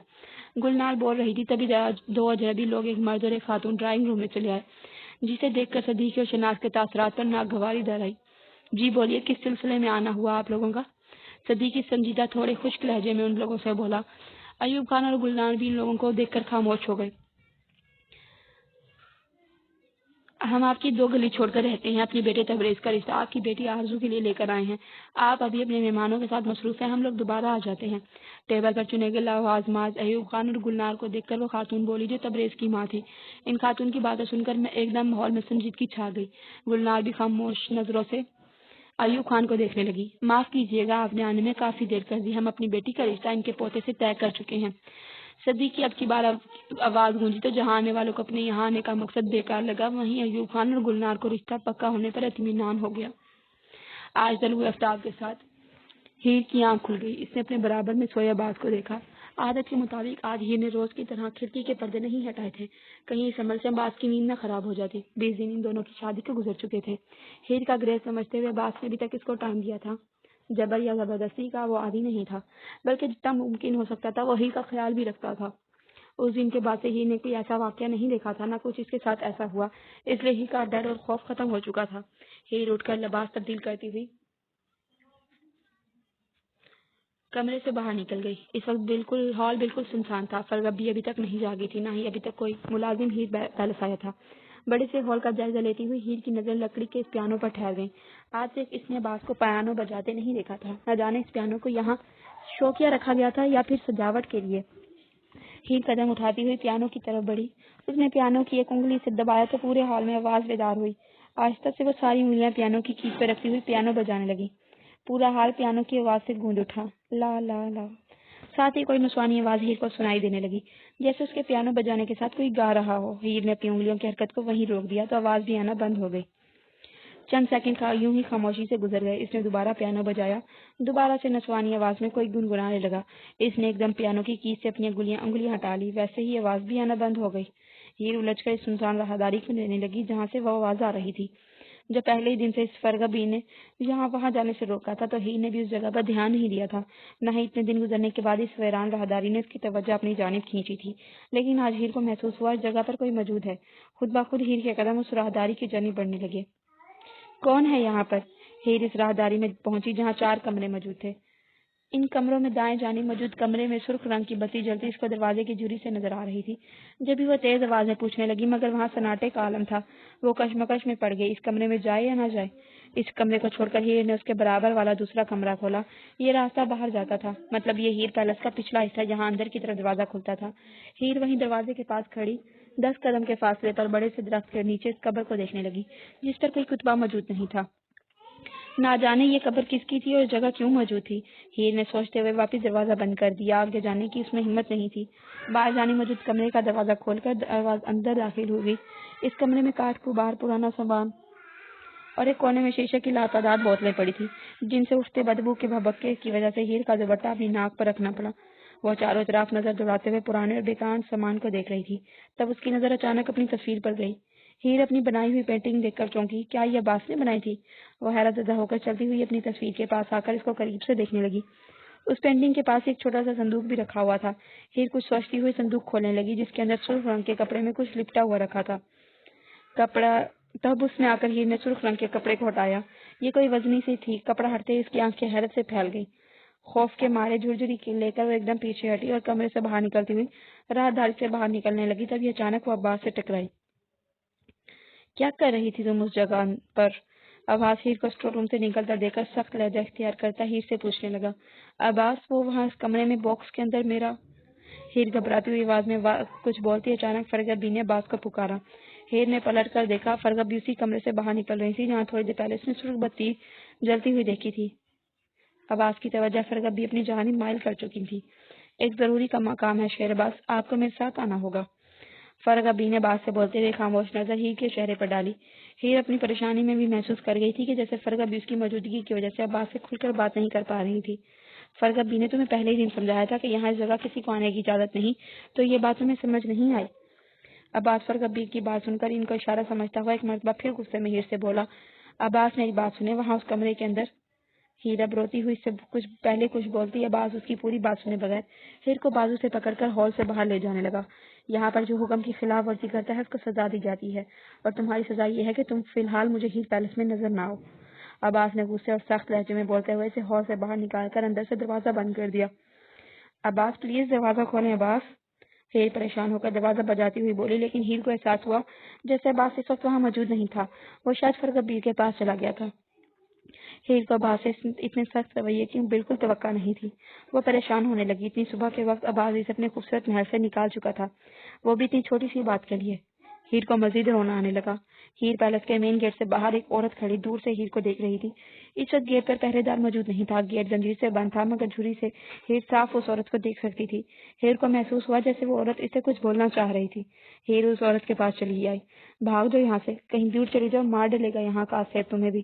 یہ جگہ منحوس ہے، یہاں کوئی آباد نہیں ہو سکتا۔ اس جگہ نے میرے بیٹے مائیکل کی بھی جان لے لی، تم بھی اپنی جان سے ہاتھ دھو بیٹھو گی، میری مانو دور چلی جاؤ اس منحوس جگہ کو چھوڑ کر۔ وہ عورت ہیر سے بولے جا رہی تھی۔ ہیر پر عجیب خوف سا طاری ہونے لگا۔ ہیر کو محسوس ہوا وہ عورت بولتے بولتے اس سے دور جا رہی تھی، پھر ایک دم ہوا میں تحلیل ہو گئی۔ غزر کا جنگل سرکتا ہوا آہستہ آہستہ اس کے قریب آنے لگا۔ ہیر خوفزدہ ہو کر اس بھیانک ویران جنگل کو دیکھنے لگی۔ اچانک ہیر کی توجہ برگد کے درخت نے لے لی۔ وہی اس رات والا موٹا کالا بلا اچانک اس دروازے کے پیچھے درخت کے پیچھے سے نمودار ہوا۔ خوف کے مارے ہیر کو ٹھنڈے پسینے آنے لگے۔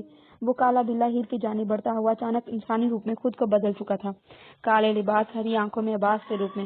وہ ہیر کو دیکھتا ہوا بولا، تم اب یہاں سے کہیں نہیں جا سکتی، میں تمہیں بہت جلد یہاں سے اپنے ساتھ لے جاؤں گا، اپنی دنیا میں ہمیشہ کے لیے۔ اس کی بات پر خوف کے مارے ہیر کے حواس کام کرنا چھوڑتے گئے۔ وہ ہیر پیلس کے گیٹ کے پاس گر کر وہیں بے ہوش ہو گئی۔ کیا امی کی ہیر سے بات ہوئی ہے؟ وہ آ رہی ہے؟ امامہ جو آفس جانے کے لیے تیار ہو رہی تھی، آرزو سے پوچھنے لگی، کیونکہ صدیقی اور شہناز اس سے بات چیت بند کر چکے تھے۔ امی کی ہیر سے نہیں، عباس بھائی سے بات ہوئی تھی۔ امی نے ہیر کے ساتھ ان کو بھی آنے کی دعوت دی تھی تاکہ تمہارے نکاح میں دونوں میاں بیوی کی شرکت ہو جائے، مگر عباس بھائی نے اپنے آنے کا منع تو کیا ہی، ہیر کو بھی بھیجنے سے انکار کر دیا۔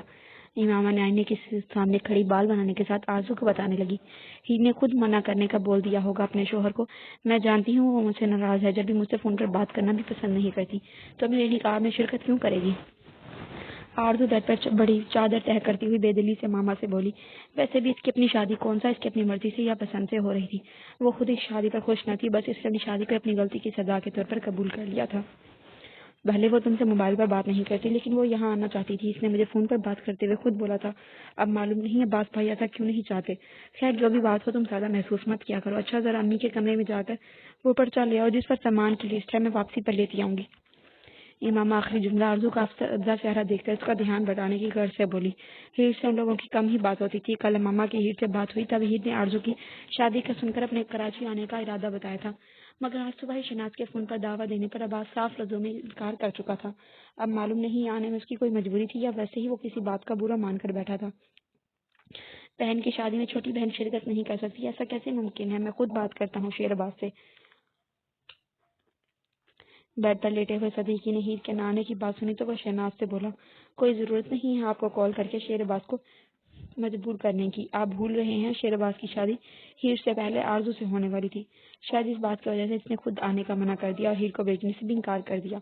صدیقی صاحب اگر دیکھا جائے تو اسی میں ہی بہتری ہے کہ وہ دونوں آرزو کی شادی میں یہاں نہ آئیں، اس لیے میں نے خود بھی شیر عباس سے اس موضوع پر زیادہ بات نہیں کی، ہمیں اس بات کا اطمینان ہونا چاہیے کہ اس نے ہماری ہیر کو خوش رکھا ہوا ہے۔ شہناز صدیقی کو بولتی ہوئی اس کی میڈیسن دینے لگی تو صدیقی خاموش ہو گیا۔ کون ہے؟ اندر آ جاؤ۔ کمرے کے دروازے پر دستک کی آواز پر آرزو کمرے کے اندر چلی آئی۔ آپ ہی وہ لسٹ مانگ رہی ہیں جو آپ نے کل رات تیار کی تھی، بول رہی تھی واپس گھر آتے وقت سارا سامان لے آئیں گی۔ آرزو دھیمی آواز میں نظر جھکائے شہناز سے بولی، وہ جانتی تھی اس وقت صدیقی کی اس کی جانب دیکھ بھی نہیں رہا ہوگا کہ شہناز کے تاثرات بھی ایک دم سخت ہو گئے ہوں گے۔ دراز میں رکھی ہے، نکال کر ماما کو دو، اس سے بول دو اپنے ابو کی دوائی بھی لیتی آئے، ختم ہونے والی ہیں۔ شہناز بے لچک ہو لہجے میں بولی۔ صدیقی کے بیمار رہنے کی وجہ سے اب گھر کے کاموں کی ذمہ داری بھی امامہ کے کندھوں پر آ چکی تھی، جسے وہ بنا شکایت کیے خوش اسلوبی سے نبھانے کی پوری کوشش کرتی۔ آرزو یہاں آ کر بیٹھو میرے پاس۔ آرزو پرچہ ہاتھ میں پکڑے کمرے سے جانے لگی تک صدیقی کی آواز پر نہ صرف آرزو نے پلٹ کر صدیقی کو دیکھا بلکہ شہناز نے بھی چونک کر اپنے شوہر کو دیکھنے لگی جو آرزو سے مخاطب اسی کو دیکھ رہا تھا۔ آرزو چھوٹے چھوٹے قدم اٹھا کر چلتی ہوئی صدیقی کے پاس آ کر بیڈ پر بیٹھ گئی۔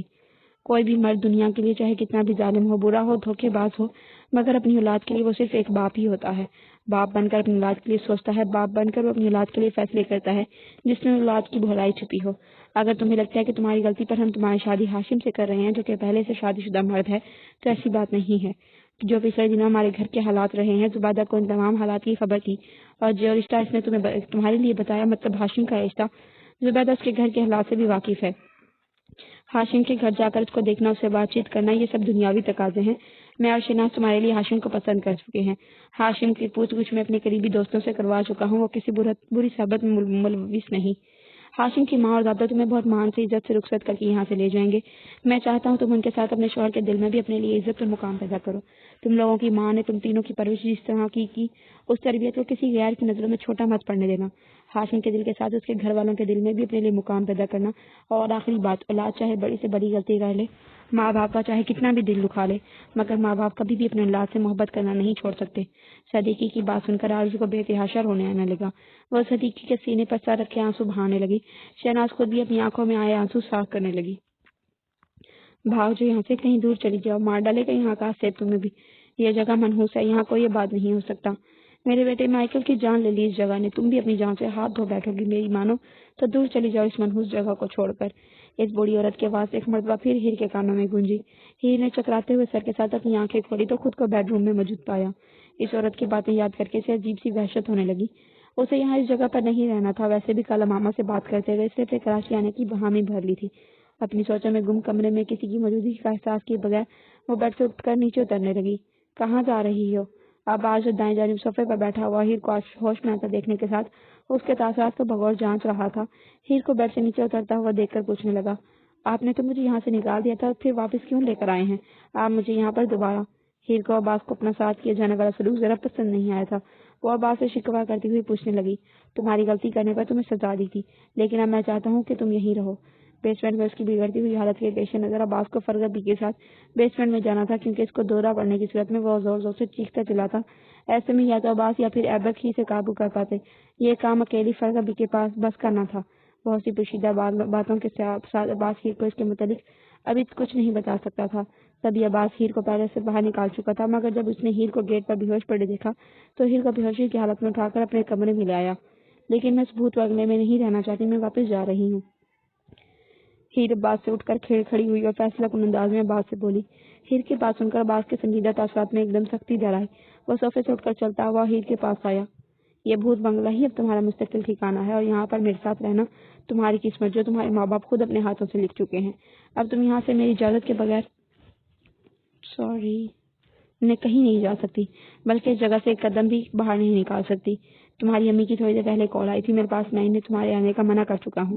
عباس ہیر کو دیکھتا ہوا واضح انداز میں اس کو جتا کر بولا، مگر اب کیوں منع کیا آپ نے امی کو؟ میری بہن کی شادی ہونے والی ہے، میں آرزو کی خوشیوں میں شرکت کرنا میری بہن کی شادی ہونے والی ہے، میں آرزو کی خوشیوں میں شرکت کرنا چاہتی ہوں. عباس. ہیر عباس کی بات پر ایک دم بے بسی کا اظہار کرتی ہوئی بولی. وہ اپنے آنے کے متعلق امامہ کے سامنے حامی بھر چکی تھی. عباس کی یوں انکار کرنے پر نہ جانے اس کے گھر والے کیا سوچ رہے ہوں گے. ویسے بھی تھوڑے دن کے لیے وہ اس پورے سراج جگہ سے خود بھی دور جانا چاہتی تھی. تمہیں کیا معلوم کہ آرزو کی سچ میں شادی ہونے والی ہے؟ کیا معلوم شادی کے وقت وہ پھر دوبارہ گھر سے چلی جائے. اب ہر کوئی تو شیر عباس جیسا نہیں ہوگا جو آرزو کے بدلے اس کی دوسری بہن سے شادی کرنے کا بول دے. عباس کے منہ سے ادا ہوئے الفاظ اسے واضح طور پر تمانچے کے طور پر لگا. ہیر خاموشی سے عباس کو دیکھتی رہی، جبکہ عباس بھی خاموش نظروں سے اس کی آنکھوں میں آنکھیں ڈالے ہیر کو دیکھ رہا تھا. تو نہ کرتے آپ اور آپ کی بہن یہ احسان ہم لوگوں پر. میری ابھی نے بھیک تو نہیں مانگی تھی آپ کے سامنے یا آپ کی بہن کے سامنے کہ میری دوسری بیٹی کو اپنا لو. بولتے ہوئے اچانک ہیر کے گلے میں آنسو کا گولا اٹک گیا. وہ تھوڑی دیر پہلے سارے ڈر اور خوف کو بھولے عباس کی باتوں کو نئے سرے سے افسوس کرنے لگی. تمہاری زبان ہمیشہ اتنی بڑی ہے یا پھر آج میرے سامنے کچھ زیادہ ہی چل رہی ہے؟ لگام ڈالو اسے، نہیں تو بہت بری طرح پچھتاؤ گی اپنے شوہر کا دوسرا روپ دیکھ کر. عباس ہیر کی آنکھوں میں آئے آنسو دیکھ کر اسے تنبیہ کرتا بولا. صبح ہیر کو راہداری میں دیکھ کر اس کا موڈ پہلے ہی آف تھا. اوپر سے شہناز کی کال نے اس کا موڈ مزید خراب کر دیا تھا. آج ہوٹل کے لیے دیر ہو چکی تھی. وہ ہوٹل جانے کی تیاری کرنے لگا. مجھے آپ کے اس روپ کو دیکھ کر بھی کوئی خوشی نہیں ہو رہی عباس. پلیز مجھے چند دنوں کے لیے کراچی جانے دیں، آپ کے اس محل میں مجھے خوف آتا ہے. ہیر ایک بار پھر اس التجائی انداز میں بولی تو عباس نے غصے میں اس کے دونوں بازو کو سختی سے پکڑا. یہاں خوف کھانے لائق ایسا کچھ نہیں. تم بار بار ایک ہی بات کو ریپیٹ کر کے مجھے غصہ دلا رہی ہو. ہیر، اگر تم نے اب مجھ سے کوئی فضول کی ضد کی تو میں بہت برے طریقے سے تمہارے ساتھ پیش آؤں گا. عباس نے ایک بار پھر ہیر کو تنبیہ کرنے کے ساتھ غصے میں بیڈ پر دھکیلا تو ہیر روندے منہ بیڈ پر گرتی ہوئی رونے لگی. کمرے میں دستک پر بھی ہیر نے رونے کا مشغلہ ترک نہیں کیا.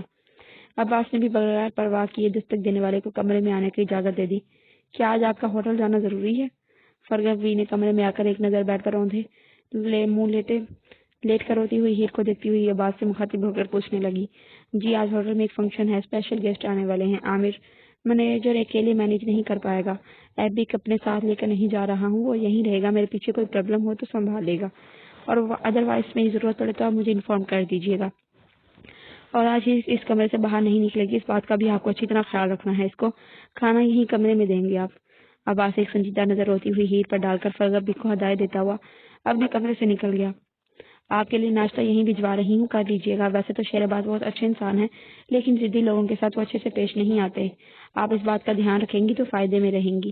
فرغت بیگ بیڈ پر اوندھے منہ لیٹے ہوئے ہیر کے سسکتے وجود کو دیکھ کر سمجھاتی ہوئی کمرے سے باہر چلی گئی۔ صدیقی کی بات سن کر آرزو کا دل مزید بوجھل ہو گیا تھا۔ دل پر ایک بوجھ سا لیے وہ بوجھل قدموں سے اپنے کمرے میں چلی آئی، جہاں ماما آفس جانے کے لیے اسے خدا حافظ کہہ کر نکل چکی تھی۔ آرزو کو لگنے لگا اب اسے باقی کی ساری زندگی کسی روبوٹ کی طرح سب کا حکم مانتے ہوئے اور جی کرتے ہوئے گزارنی پڑے گی۔ ابھی کہ اس کی زندگی بھی پابندیوں سے گھری ہوئی تھی، البتہ ذمہ داریوں اور فکروں سے آزاد تھی، لیکن ذرا سی منمانی کر کے اپنے دل کی ماننے پر اس کو جو سزا کے طور پر گہرے کنویں میں دھکیلا جا رہا تھا، کیا اچھا نہیں کیا تھا۔ اس کے ماں باپ اس کی خوشی کی خاطر تبریز کا لایا ہوا رشتہ قبول کر لیتے۔ تبریز اس سے محبت کرتا تھا، اس سے مخلص تھا، تبھی تو اس نے اپنا رشتہ بھیجا تھا، مگر نہیں۔ ضد میں آ کر اپنی انار کو قائم رکھتے ہوئے اس کے والدین اس کی شادی ایسے مرد سے کروانے پر تلے تھے جو نہ صرف عمر میں بڑا تھا بلکہ شادی شدہ بھی تھا۔ تمہارے ابو کے ساتھ ان کے چیک اپ کی لسٹ پر جا رہی ہوں، آ کر دروازہ بند کر لو، شہناز آرزو سے کہتی ہوئی جا چکی تھی۔ وہ لمبی سانس کھینچتی دروازہ بند کر کے واپس کمرے میں چلی آئی۔ اس نے ابھی تک ہاشم کو نہیں دیکھا تھا، جس کو زبردستی اس کے نصیب میں لکھا جا رہا تھا۔ ہاشم کی تصویر شہناز کے پاس موجود تھی۔ آرزو اس کے کمرے میں آ کر وہ انویلپ لے آئی جس میں ہاشم کی تصویر موجود تھی۔ جیسے ہی آرزو نے وہ تصویر سے باہر نکالی، گھر کا دروازہ بجنے لگا۔ آرزو وہ تصویر بیڈ پر رکھ کر دروازے کے پاس آئی۔ کون ہے؟ آرزو نے دروازہ کھولنے سے پہلے پوچھا۔ آرزو پلیز دروازہ کھولو، مجھے تم سے بات کرنی ہے۔ تبریز کی آواز پر وہ بری طرح بوکھلا گئی۔ تم یہاں کیوں آئے ہو؟ یہاں پر پلیز چلے جاؤ تبریز۔ آرزو پریشان ہو کر تبریز سے بولی۔ یعنی وہ خبر رکھے ہوئے تھا، اس وقت وہ گھر میں اکیلی تھی۔ جب تک تم سے بات نہیں کر لیتا تب تک میں یہاں سے نہیں جاؤں گا۔ آرزو دروازہ کھولو پلیز، ایک بار میری بات سن لو۔ تمہیں تمہارے گھر سے بلوانے کا مقصد تمہیں دھوکہ دینا نہیں تھا، سچی محبت کی ہے تم سے یار۔ میں اس دن تم سے نکاح کر کے تمہیں اپنے ساتھ تمہارے امی ابو کے پاس لے جاتا۔ تبریز کی بات پر اس کا ہاتھ دروازے کی لوک کی جانب بڑھا، مگر صدیقی کی باتیں یاد کر کے وہ رونے لگی۔ چلے جاؤ یہاں سے، مت امتحان لو میری برداشت کا، خدا کا واسطہ ہے تمہیں دور چلے جاؤ میری زندگی سے۔ آرزو روحانسی لہجے میں بولتی ہوئی وہاں سے چلی گئی تو لاؤنج میں رکھا فون بجنے لگا۔ آرزو نے آنسو صاف کرتے ہوئے ریسیور اٹھایا۔ تمہیں ساتھ بالکل اچھا نہیں کر رہی آرزو، اب میں دیکھنا کیا کرتا ہوں۔ تمہاری شادی کے بعد کی زندگی کسی اور کے ساتھ ہی صحیح، مگر صرف مجھے یاد کرتے گزرے گی۔ تبریز کی بات سن کر اس نے کال کاٹ کر ریسیور رکھ دیا۔ یہ سچ بھی تھا، باقی کی زندگی اس کی شاید ایسے ہی گزرنی تھی۔ اپنے کمرے میں آ کر بے دلی سے وہ بیڈ پر بیٹھ گئی۔ آرزو کی نظر بیڈ پر رکھے انویلپ کے اوپر رکھی تصویر پر پڑی۔ وہ شوق کے عالم میں پوری آنکھیں اور منہ کھولے حیرت سے تصویر میں موجود شخص کو دیکھنے لگی۔ اپنے کانپتے ہاتھوں سے آرزو نے تصویر کو اٹھایا۔ وہ ابھی بھی شوق کی کیفیت میں تصویر میں موجود اپنے لیے منتخب کیے جانے والے مرد کو نہیں بلکہ اپنے لیے منتخب کی جانے والی سزا کو دیکھ رہی تھی جس کے ماں باپ نے اس کے لیے تجویز کی تھی۔ ہاشم کی تصویر دیکھ کر آرزو کو اپنے آنکھوں کے سامنے اندھیرا چھاتا محسوس ہونے لگا۔ پہلے بھی اس کا یہی کام تھا، جب وہ ہوٹل میں موجود اپنے آفس کے کمرے میں فری بیٹھا ہوتا تب لیپ ٹاپ کی اسکرین پر ہیر پیلس کا جائزہ لینے لگ جاتا۔ حفاظتی اقدامات کو مد نظر رکھتے ہوئے اس نے پورے ہیر پیلس میں جگہ جگہ خفیہ کیمرے نصب کیے ہوئے تھے تاکہ وہ شہر سے بھی دور ہو تو یہاں کی ہر پل کی خبر رکھ سکے۔ عباس نے کیمرے کی آنکھ سے دیکھا، بیسمنٹ میں موجود بے ہوشی کا انجیکشن دیے جانے کے باعث اس وقت بیڈ پر بے ہوش لیٹا تھا، جبکہ ابھی کس وقت مین گیٹ پر پہرے دار کو کچھ سمجھانے میں لگا ہوا تھا۔ ہال میں موجود فرغت بھی معمول کی طرح ملازموں پر نظر رکھے ہوئے انہی سے صحیح کام کرنے کی تلقین دیتی نظر آ رہی تھی، جبکہ اسے اپنے بیڈ روم میں اس کی بیوی اس وقت بیڈ پر آلتی پالتی مار کر بیٹھی ہوئی کسی گہری سوچ میں گم تھی۔ اس کا ناشتہ 4 قدم کے فاصلے پر موجود میز پر رکھا ہوا تھا، جس کو اس نے ابھی تک دیکھنے کی زحمت نہیں کی تھی۔ بہت ضدی لڑکی ہے یہ، عباس نفی میں سر ہلا کر خود سے بولتا ہوا ہیر کی پکچرز کو زوم کرتا اپنے موبائل سے فرغت بی کو کال ملانے لگا۔ کیا کر رہی ہیں آپ اس وقت؟ عباس لینڈ لائن پر کال ملا کر فرغت بی کی آواز سنتا ہوا ان سے پوچھنے لگا۔ جیسے آپ کو تو علم ہی نہیں ہے۔ 1 منٹ توفیق، اگر کمرے میں صفائی کر لی ہو تو لان میں جا کر خشک پتے اٹھاؤ اور پورے لان کی صفائی کرو، اور فرحانہ کو بول دو کہ شام کے لیے یخنی ابھی سے چڑھا دے، سارے برتن دھو کر واپس اپنے گھر جائے۔ جی بولیے شہرباز، آپ نے کس لیے کال کی؟ فرغت بھی اپنی ہدایت ملازمہ کو دیتی ہوئی مصروف انداز میں بات سے پوچھنے لگی۔ آپ نے ابھی تک چیک نہیں کیا کمرے میں جا کر اس نے ناشتہ کیا بھی ہے کہ نہیں؟ عباس کا جملہ فرغت بھی کو چونکا گیا۔ اس سے پہلے عباس ہوٹل میں بیٹھ کر ہیر پیلس کے صرف ایک ہی فرد کے بارے میں جاننے کے لیے فون کیا کرتا تھا جو اس وقت بے ہوشی کے انجیکشن کے سبب بھی ہوش میں نہ تھا۔ آپ نے تو لازمی چیک کر لیا ہوگا، بتائیے پھر میرے لیے کیا حکم ہے؟ عباس فرغت بی کی بات پر چند سیکنڈ کے لیے خاموش ہو گیا۔ وہ آج ضد کر رہی تھی یہاں سے واپس جانے کے لیے۔ عباس آہستہ لہجے میں فرغ عبید کو بتانے لگا۔ اس کا لہجہ جذبات اور احساس سے گندھا ہوا تھا، جس پر فرغ عبید دوبارہ چونکی۔ اور عباس ایسا نہیں چاہتے نا؟ فرغ عبید عباس سے پوچھنے لگی تو عباس فوراً سیدھا ہو کر بیٹھ گیا اور خود پر کنٹرول کرتا ہوا بولا، میں ایسا کیوں چاہوں گا اس سے؟ اس لیے تو میں اسے یہاں نہیں بلایا کہ وہ بھاگ کر دوبارہ انہیں کے پاس چلی جائے۔ مجھ سے میری ہیٹ کو چھینا گیا تھا، میں ان سے ان کی ہیٹ چھین لوں گا، ترسا ڈالوں گا جیسے خود اتنے برسوں سے ترستا آ رہا ہوں۔ عباس کا لہجہ اب کی بار کسی بھی احساس سے عاری تھا۔ فرغ عبید لمبی سانس کھینچتی ہوئی بولی، مجھے لگتا ہے وہ پریشان ہے، آج اس نے کچھ دیکھا ہے تبھی الجھ گئی ہے۔ فرغ عبید نے جو محسوس کیا وہ عباس کو بتانے لگی تو عباس فرغ عبید کی بات سن کر فوراً بولا، تو آپ جا کر اس کی پریشانیاں کم کریں، اس کی الجھنیں دور کریں۔ عباس کی بات پر فرغ عبید کو تعجب ہوا، مطلب ان کی ساری الجھنیں دور کر دوں؟ فرغ عبید عباس کو جملہ روانی میں دہراتی ہوئے اس سے پوچھنے لگی۔ فرغ عبید نے صرف الجھنیں دور کرنے کو کہا ہے، ان الجھنوں کو سلجھانے کا نہیں بولا۔ باقی آپ سمجھدار ہیں میں کیا کہہ رہا ہوں، آپ اچھی طرح سمجھ گئی ہوں گی۔ عباس پیچھے کرسی سے ٹیک لگاتا ہوا بولا، ٹھیک ہے میں کمرے میں جاتی ہوں ملازموں سے فارغ ہونے کے بعد۔ فرغ عبید فون رکھنے سے پہلے بولی، ناشتہ کروا دیجیے گا اس کو یاد سے۔ عباس نے ہیٹ کی فکر میں بولتے ہوئے خود فون رکھ دیا۔ آج میں آپ لوگوں کو 3rd ایپیسوڈ بھی سناؤں گی، مطلب میں پہلے 2 ایپیسوڈز ڈیلی دیتی تھی، آج میں کوشش کر رہی ہوں کہ ایپیسوڈ نمبر 7 بھی ساتھ ہی دے دوں۔ تو ابھی تک آپ نے ہمارے چینل سبسکرائب نہیں کیا تو سبسکرائب کریں یار، بولنے میں بہت محنت لگتی ہے۔ تو چلیے اسٹارٹ کرتے ہیں ایپیسوڈ نمبر 7۔ ابھی تک ایسے ہی بیٹھی ہیں آپ، ناشتہ نہیں کیا آپ نے؟ میں نے آپ کو بتایا بھی تھا کہ شیرواز کو ضدی لوگ زیادہ پسند نہیں ہیں۔ فرغ عبید ہیر کے پاس آ کر اس سے بولی۔ ناشتے کی ٹرے اٹھا کر انہوں نے ساتھ کھڑی فرحانہ کو دی۔ فرحانہ ٹرالی میں موجود دوپہر کا کھانا میز پر رکھ چکی تھی۔ مجھے بھی ایسے لوگ سخت ناپسند ہیں جب زبردستی کے فیصلے دوسروں پر مسلط کر کے خوش ہوتے ہوں۔ اب آج جو میرے ساتھ کر رہے ہیں وہ بالکل ٹھیک نہیں ہے۔ ہیر اکھڑے ہوئے لہجے میں بنا ڈرے فرغ عبید سے بولی۔ ان چند دنوں میں اتنا تو وہ جان گئی تھی کہ عباس فرغ عبید سے کافی قریب تھا۔ ہیر پیلس میں فرغ عبید کا درجہ ملازموں جیسا ہرگز نہیں تھا، بلکہ بہت سے اختیارات فرغ عبید کو حاصل تھے۔ وہ عباس سے بنا پوچھے ملازموں پر اپنی مرضی صادر کرتی۔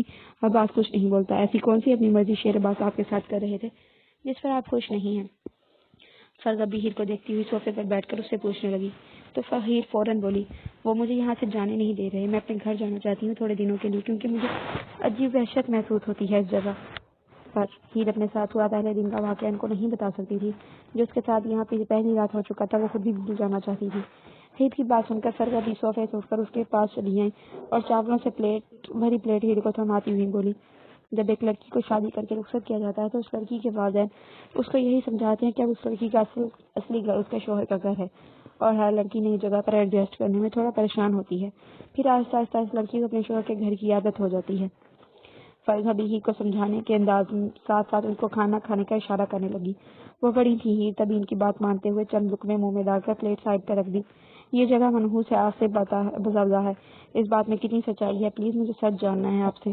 ہیر اپنے اندر ابھرتے سوالات کا جواب چاہتی تھی جو معلوم نہیں عباس اس کو دیتا یا نہیں۔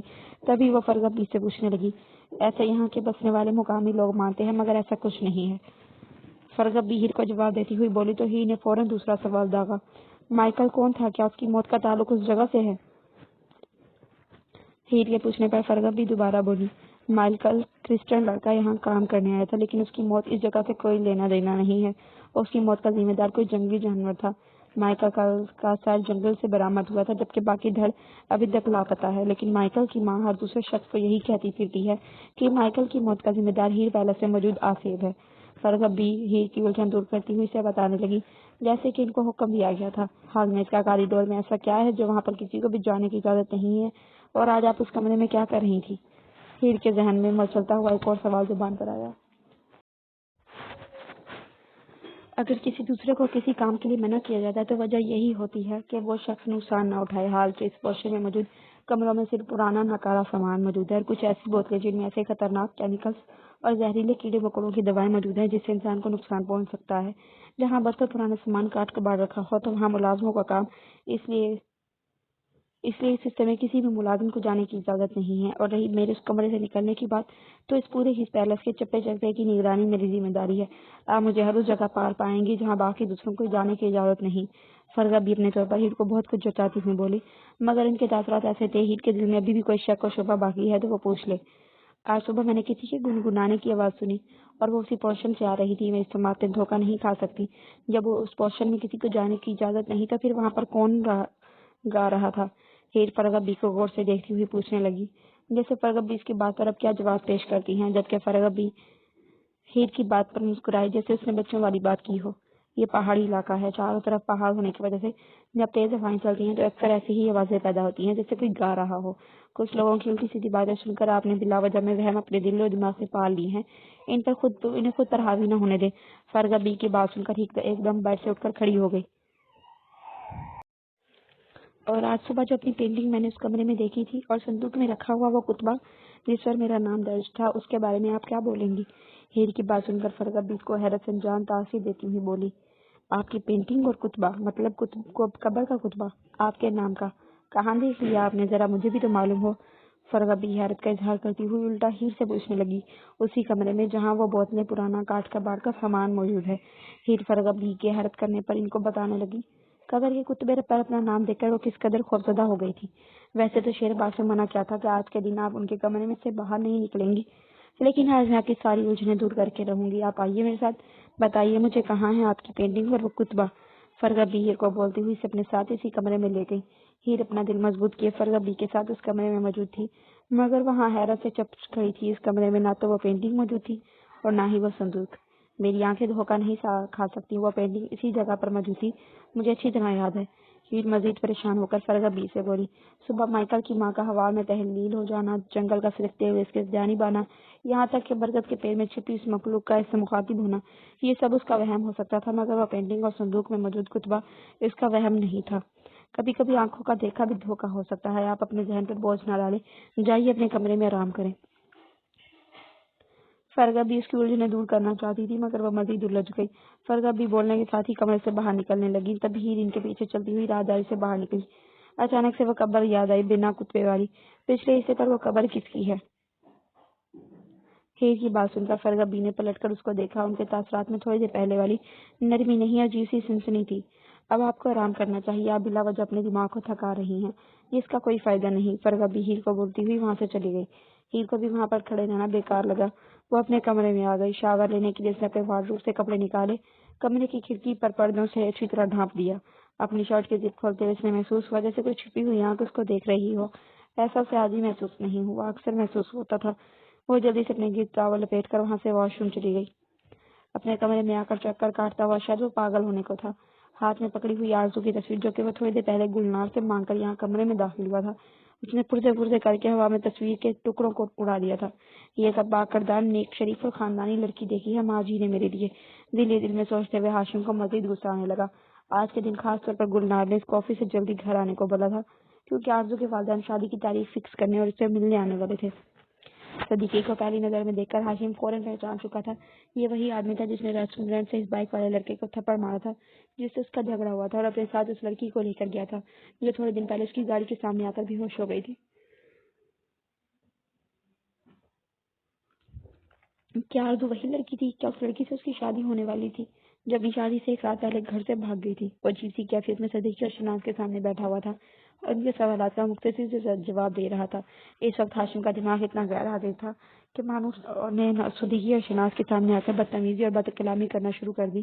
تب بھی وہ مہنور کو کچھ نہیں بول سکا، لیکن اس وقت اپنے کمرے میں موجود باہر سے آتی مہنور، گلنار کی اور ایوب خان کی آوازوں کا نظر انداز کرتا ہے. یہ فیصلہ کر چکا تھا کہ وہ ایسی لڑکی سے شادی ہرگز نہیں کرے گا جس کا کردار مشکوک ہو. ہاشم فیصلہ کرتا ہوا کمرے سے باہر نکلا کہ ایوب اور گلنار کو شادی سے منع کر سکے. تمہارے اندر سے لحاظ دن بدن ختم ہوتا جا رہا ہے مہنور، تمہیں ذرا بھی تمیز نہیں ہے. گھر آئے کسی مہمان کے سامنے کس طرح پیش آتے ہیں؟ ایوب خان غصے میں کھڑے مہنور کو دیکھ رہے تھے، جبکہ گلنار غصے میں مہنور کو دیکھتی ہوئی بولی. وہ لوگ مہمان نہیں تھے، بلکہ آپ دونوں بلا وجہ ان لوگوں سے رشتہ داریاں جوڑنے میں لگی ہیں. ایسے کچرا قسم کے لوگ آپ دونوں اگر اپنے تک محدود رکھیں تو مجھے کوئی پرابلم نہیں، مگر آپ دونوں ان لوگوں کو ہاشم سے رشتہ جوڑ رہے ہیں، یہ بات میں ہرگز برداشت نہیں کروں گی. مہنور دو بدو گلنار کے مقابلے میں آتی اس سے بولتے. ایوب خان خاموش نہیں رہ سکے. اگر تم ہاشم کی فکر شروع دن سے کرتی تو آج ہمیں ہاشم کے لیے فکر مند نہیں ہونا پڑتا، پر پوتے کی خواہش بھی ہم اپنے سینے میں دبائے اس دنیا سے رخصت ہو جاتے اور تمہاری گستاخیوں کو بھی نظر انداز کرتے تھے. مگر تمہیں تو شاید ہاشم کی اور ہماری عزت کا بھی احساس نہیں ہے. داجی آپ مجھ سے مخاطب نہ ہوں تو اس میں آپ کی بھلائی ہے، نہیں تو میری گستاخ زبان کے نشتر برداشت نہیں کر پائیں گے آپ. ویسے ہی آپ کا نہ تو اتنا دل کمزور ہو چکا ہے، اس سے تھوڑا سنبھل کر بات کریں۔ ان لوگوں کے سامنے میں نے تو کچھ نہیں کہہ دیا جس پر آپ دونوں ہی مجھ پر ناراض ہو رہے ہیں، لیکن جس دن لوگوں کی بیٹی ہاشم کی بیوی بن کر اس گھر میں آئی تب دیکھیے گا میں کیسے اس لڑکی کی اور آ کر اس خاندان کی عزت و وقار کی دھجیاں بکھیرتی ہوں۔ مانور ایوب خان کو دھمکی بھرے لہجے میں بولی، جس سے ایوب خان کے چہرے پر ایک رنگ اترتا ہوا اور دوسرا جاتا ہوا دکھائی دینے لگا۔ ہاشم جو اپنی پریشانی لے کر کمرے سے آیا تھا، مانور کی چلتی ہوئی زبان دیکھ کر وہ غصے میں مانور کا رخ اپنی جانب کرتا ہوا بولا، معافی مانگو داجی سے ابھی اور اسی وقت، میری جوتی بھی معافی نہیں مانگے گی تمہارے گھر والوں سے۔ مانور کی زبان درازی پر اس سے پہلے ہاشم کا ہاتھ مانور پر روکتا، ہاشم گلناز زور سے چیخی، تب ہاشم مانور کی طرف سے توجہ ہٹا کر فرش پر گرے ہوئے ایوب خان کی طرف دوڑا۔ رات کا پہر شروع ہوتے ہی چاروں طرف دھند اپنے ڈیرا جما لیا کرتی۔ اس وقت بھی دھند میں ہیر پیلس کو اپنے اندر سمایا ہوا تھا۔ دور دور تک سناٹے پھیلے ہوئے تھے، ایک دم کسی جنگلی جانور یا چمگادڑ کی آواز سناٹے کو چیرتی ہوئی خاموشی میں خلل پیدا کر دیتی۔ اس کے بعد دوبارہ سناٹے اور خاموشی واپس اپنا ڈیرا جما لیتے۔ آج شدید دھند اور یک بستہ ہوا چلنے کے سبب کوئی زیرو دور دور تک دکھائی دے رہا تھا۔ ایسے میں شیر عباس بھی شام ڈھلے ہوٹل سے جلدی واپس آ گیا تھا، مگر اس نے محسوس کیا ہیر کافی چپ چپ تھی، شاید صبح والی بات کو لے کر وہ ابھی تک اس سے خفا تھی۔ رات کھانے کے بعد جب عباس اپنے کمرے میں آیا تب اس نے ہیر کو LED کے سامنے بیٹھے دیکھا۔ ہیر عباس کی موجودگی کا نوٹس لیے بغیر اسکرین پر نظر جمائے بیٹھی تھی، تبھی عباس خود سے ہیر سے گویا ہوا، یہ بھلا کوئی دیکھنے کی چیز ہے؟ مجھے تو کافی بور کر دیتے ہیں ایسے پروگرامز۔ عباس اسکرین پر اینیمل پلانٹ چینل دیکھ کر تبصرہ کرتا ہوا ہیر سے بولا، جو جانوروں کے متعلق کافی دلچسپی سے سن رہی تھی، یا پھر عباس کو بھرپور طریقے سے نظر انداز کرنے کے لیے اسکرین پر چلتا ہوا پروگرام کافی غور سے دیکھ رہی تھی۔ آپ کو تو شاید اپنے کمرے میں میری موجودگی بھی بور کر دیتی ہوگی، یہ اب آپ کی کس بدقسمتی کہ آپ کو میری جیسی بیوی ملی۔ ہیر عباس کی جانب دیکھے بغیر اس پر تبصرہ کرتی ہوئی بولی، جس پر عباس کے ہونٹوں پر مسکراہٹ دوڑ گئی۔ تم مجھے میری کمرے میں اپنی موجودگی کا احساس دلاتی ہی کب ہو؟ یا تو اس LCD کے آگے بیٹھ جاتی ہو یا پھر الماریوں میں گھس کر کچھ نہ کچھ کنگھالتی رہتی ہو۔ جب ان دونوں چیزوں سے تمہارا دل بھر جائے تو موبائل پر فضول قسم کی گیم کھیلتی رہتی ہو۔ عباس عمر ڈالنے والی مسکراہٹ کو چھپاتا ہوا سیریس ہو کر ہیر سے بولا تو ہیر اسکرین پر جمی اپنی نظریں ہٹا کر عباس کو دیکھنے لگی۔ آپ نے تو مجھے بڑا ہی کوئی اپنی موجودگی کا احساس دلاتے ہیں۔ غلطی سے اگر ہوٹل سے جلدی واپس آ جائیں تو اپنا آفس یہی کمرے میں کھول کر بیٹھ جاتے ہیں۔ اگر اس بیکار سے لیپ ٹاپ سے آپ کو فرصت ملے تو اس ایبک کے ساتھ یا پھر اکیلے ہی باہر واک پر چلے نکلتے ہیں۔ ہیر عباس کے شکوہ کرنے پر الٹا طنز کرتی ہوئی عباس سے بولی، یہ تو غلط بات ہے یار، واک پر چلنے کے لیے ہر بار میں ایبک سے پہلے تم سے پوچھتا ہوں اور تم ہر بار ہی مجھے منع کر دیتی ہو۔ عباس ہیر کو ٹوکتا ہوا بولا اور ساتھ ہی اس نے ریموٹ کنٹرول اٹھا کر LED آف کرنا چاہی تو ہیر نے عباس سے ریموٹ چھین لیا۔ کیونکہ مجھے اتنی سنسان جگہ پر اتنے سرد موسم میں واک کرنا پسند نہیں ہے، اس لیے نہیں جاتی میں آپ کے ساتھ۔ اب آپ خاموش ہو کر مجھے ان ببر شیروں کو دیکھنے دے۔ ہیر عباس سے بولتی ہوئی اپنی توجہ دوبارہ اسکرین کی جانب کر چکی تھی۔ صبح وہ بگڑے ہوئے موڈ میں کتنی دل دکھانے والی باتیں کر رہا تھا اور اب کیسے فری ہو رہا تھا۔ اچھا ہی تھا جب وہ اس وقت اس کو لفٹ نہیں کروا رہی تھی۔ تمہارے سامنے جو بیٹھا ہے وہ بھی ببر شیر سے کم نہیں۔ میرے خیال میں تمہیں اس شیر پر زیادہ غور کرنا چاہیے جو تمہارا اپنا ہے، تمہارے پاس موجود ہے۔ عباس بیٹھ کے کراؤن سے ٹیک لگائے نیم دراز ہوا ہیر کو دیکھتا ہوا بولا تو ہیر آئیبرو چکا کر عباس کو دیکھنے لگی۔ اس شعر میں ایسی کوئی خاص بات نہیں ہے، مجھے ان شعروں کے متعلق جاننے میں زیادہ دلچسپی ہے۔ ہیر اسکرین کی طرف انگلی سے اشارہ کرتی ہوئی عباس کو جتاتی ہوئی بولی، ان شعروں کے متعلق ساری معلومات میں دے دیتا ہوں تمہیں، بتاؤ کیا جاننا چاہتی ہو تم؟ عباس ہیر کے قریب تھوڑا سرکتا ہوا بولا تو ہیر نے بنا کچھ بولے ریموٹ کا والیوم تیز کر دیا تاکہ عباس اسے مزید ڈسٹرب نہ کرے۔ اب یہ نر اپنی مادہ کے پاس جانے کے لیے تیار ہے۔ اسکرین پر ڈبنگ کی آواز کے ساتھ اب جو سین سٹارٹ ہونے لگا تھا، ہیر کے ہاتھ پاؤں پھولنے لگے، وہ بری طرح شرمندہ ہو گئی، جبکہ عباس ہیر کے فیس ایکسپریشن دیکھ کر محفوظ ہونے لگا۔ ہیر کا شرم سے سرخ چہرہ دیکھ کر عباس نے ریموٹ ہیر کے ہاتھ سے لے کر سوئچ آف کا بٹن دبا دیا تو اسکرین پر تاریکی چھا گئی۔ اب کی بار ہیر نے احتجاج نہیں کیا۔ تمہارے شعر میں کیا خاص بات ہے؟ اس کا تم تبھی پتہ لگا سکتی ہو جب اب تم اپنے شعر میں دلچسپی لو، اور آج شعر عباس چاہتا ہے کہ اس کی مادہ دل و جان سے اس میں دلچسپی لے۔ عباس نے بولتے ہوئے ہیر کو اپنے بازو سے پکڑ کر اپنی جانب کھینچا۔ عباس کے کھینچنے پر ہیر ایک ہی جست میں عباس کے سینے سے ٹکرائی۔ عباس بیڈ پر لیٹا ہوا تھا جبکہ ہیر مکمل طور پر اس کے سینے پر جھکی ہوئی تھی۔ دونوں کے دل زور سے دھڑکے، دونوں ایک دوسرے کی دھڑکنوں کو صاف محسوس کر سکتے تھے۔ عباس چھوڑے مجھے، کتنا ٹائم گزر چکا ہے، اب ہمیں سونا چاہیے۔ ہیر عباس کے اوپر جھکی ہوئی مکمل طور پر عباس کی گرفت میں تھی۔ ہیر کے اٹھنے کی کوشش عباس ہیر کے نازک کمر پر اپنی بازو مائل کر کے ناکام بنا چکا تھا۔ اس بات کا تمہیں احساس کرنا چاہیے، واقعی کتنا وقت گزر چکا ہے۔ اتنے دنوں میں تمہاری شرم اور جھجک کو ختم ہو جانا چاہیے۔ عباس ہیر سے بولتا ہوا اسے نرمی سے بیڈ پر لیٹا کر اس کے اوپر جھکا۔ ہیر کا دل زور سے دھڑکا، ساتھ ہی اسے وہ بھیانک رات یاد آئی جب وہ پہلی بار ہیر پیلس آئی تھی۔ اپنے چہرے پر عباس کی انگلیوں کا لمس محسوس کر کے وہ اپنی سوچوں سے واپس لوٹی۔ عباس، مجھے آپ کو کچھ بتانا ہے، کچھ بہت ضروری۔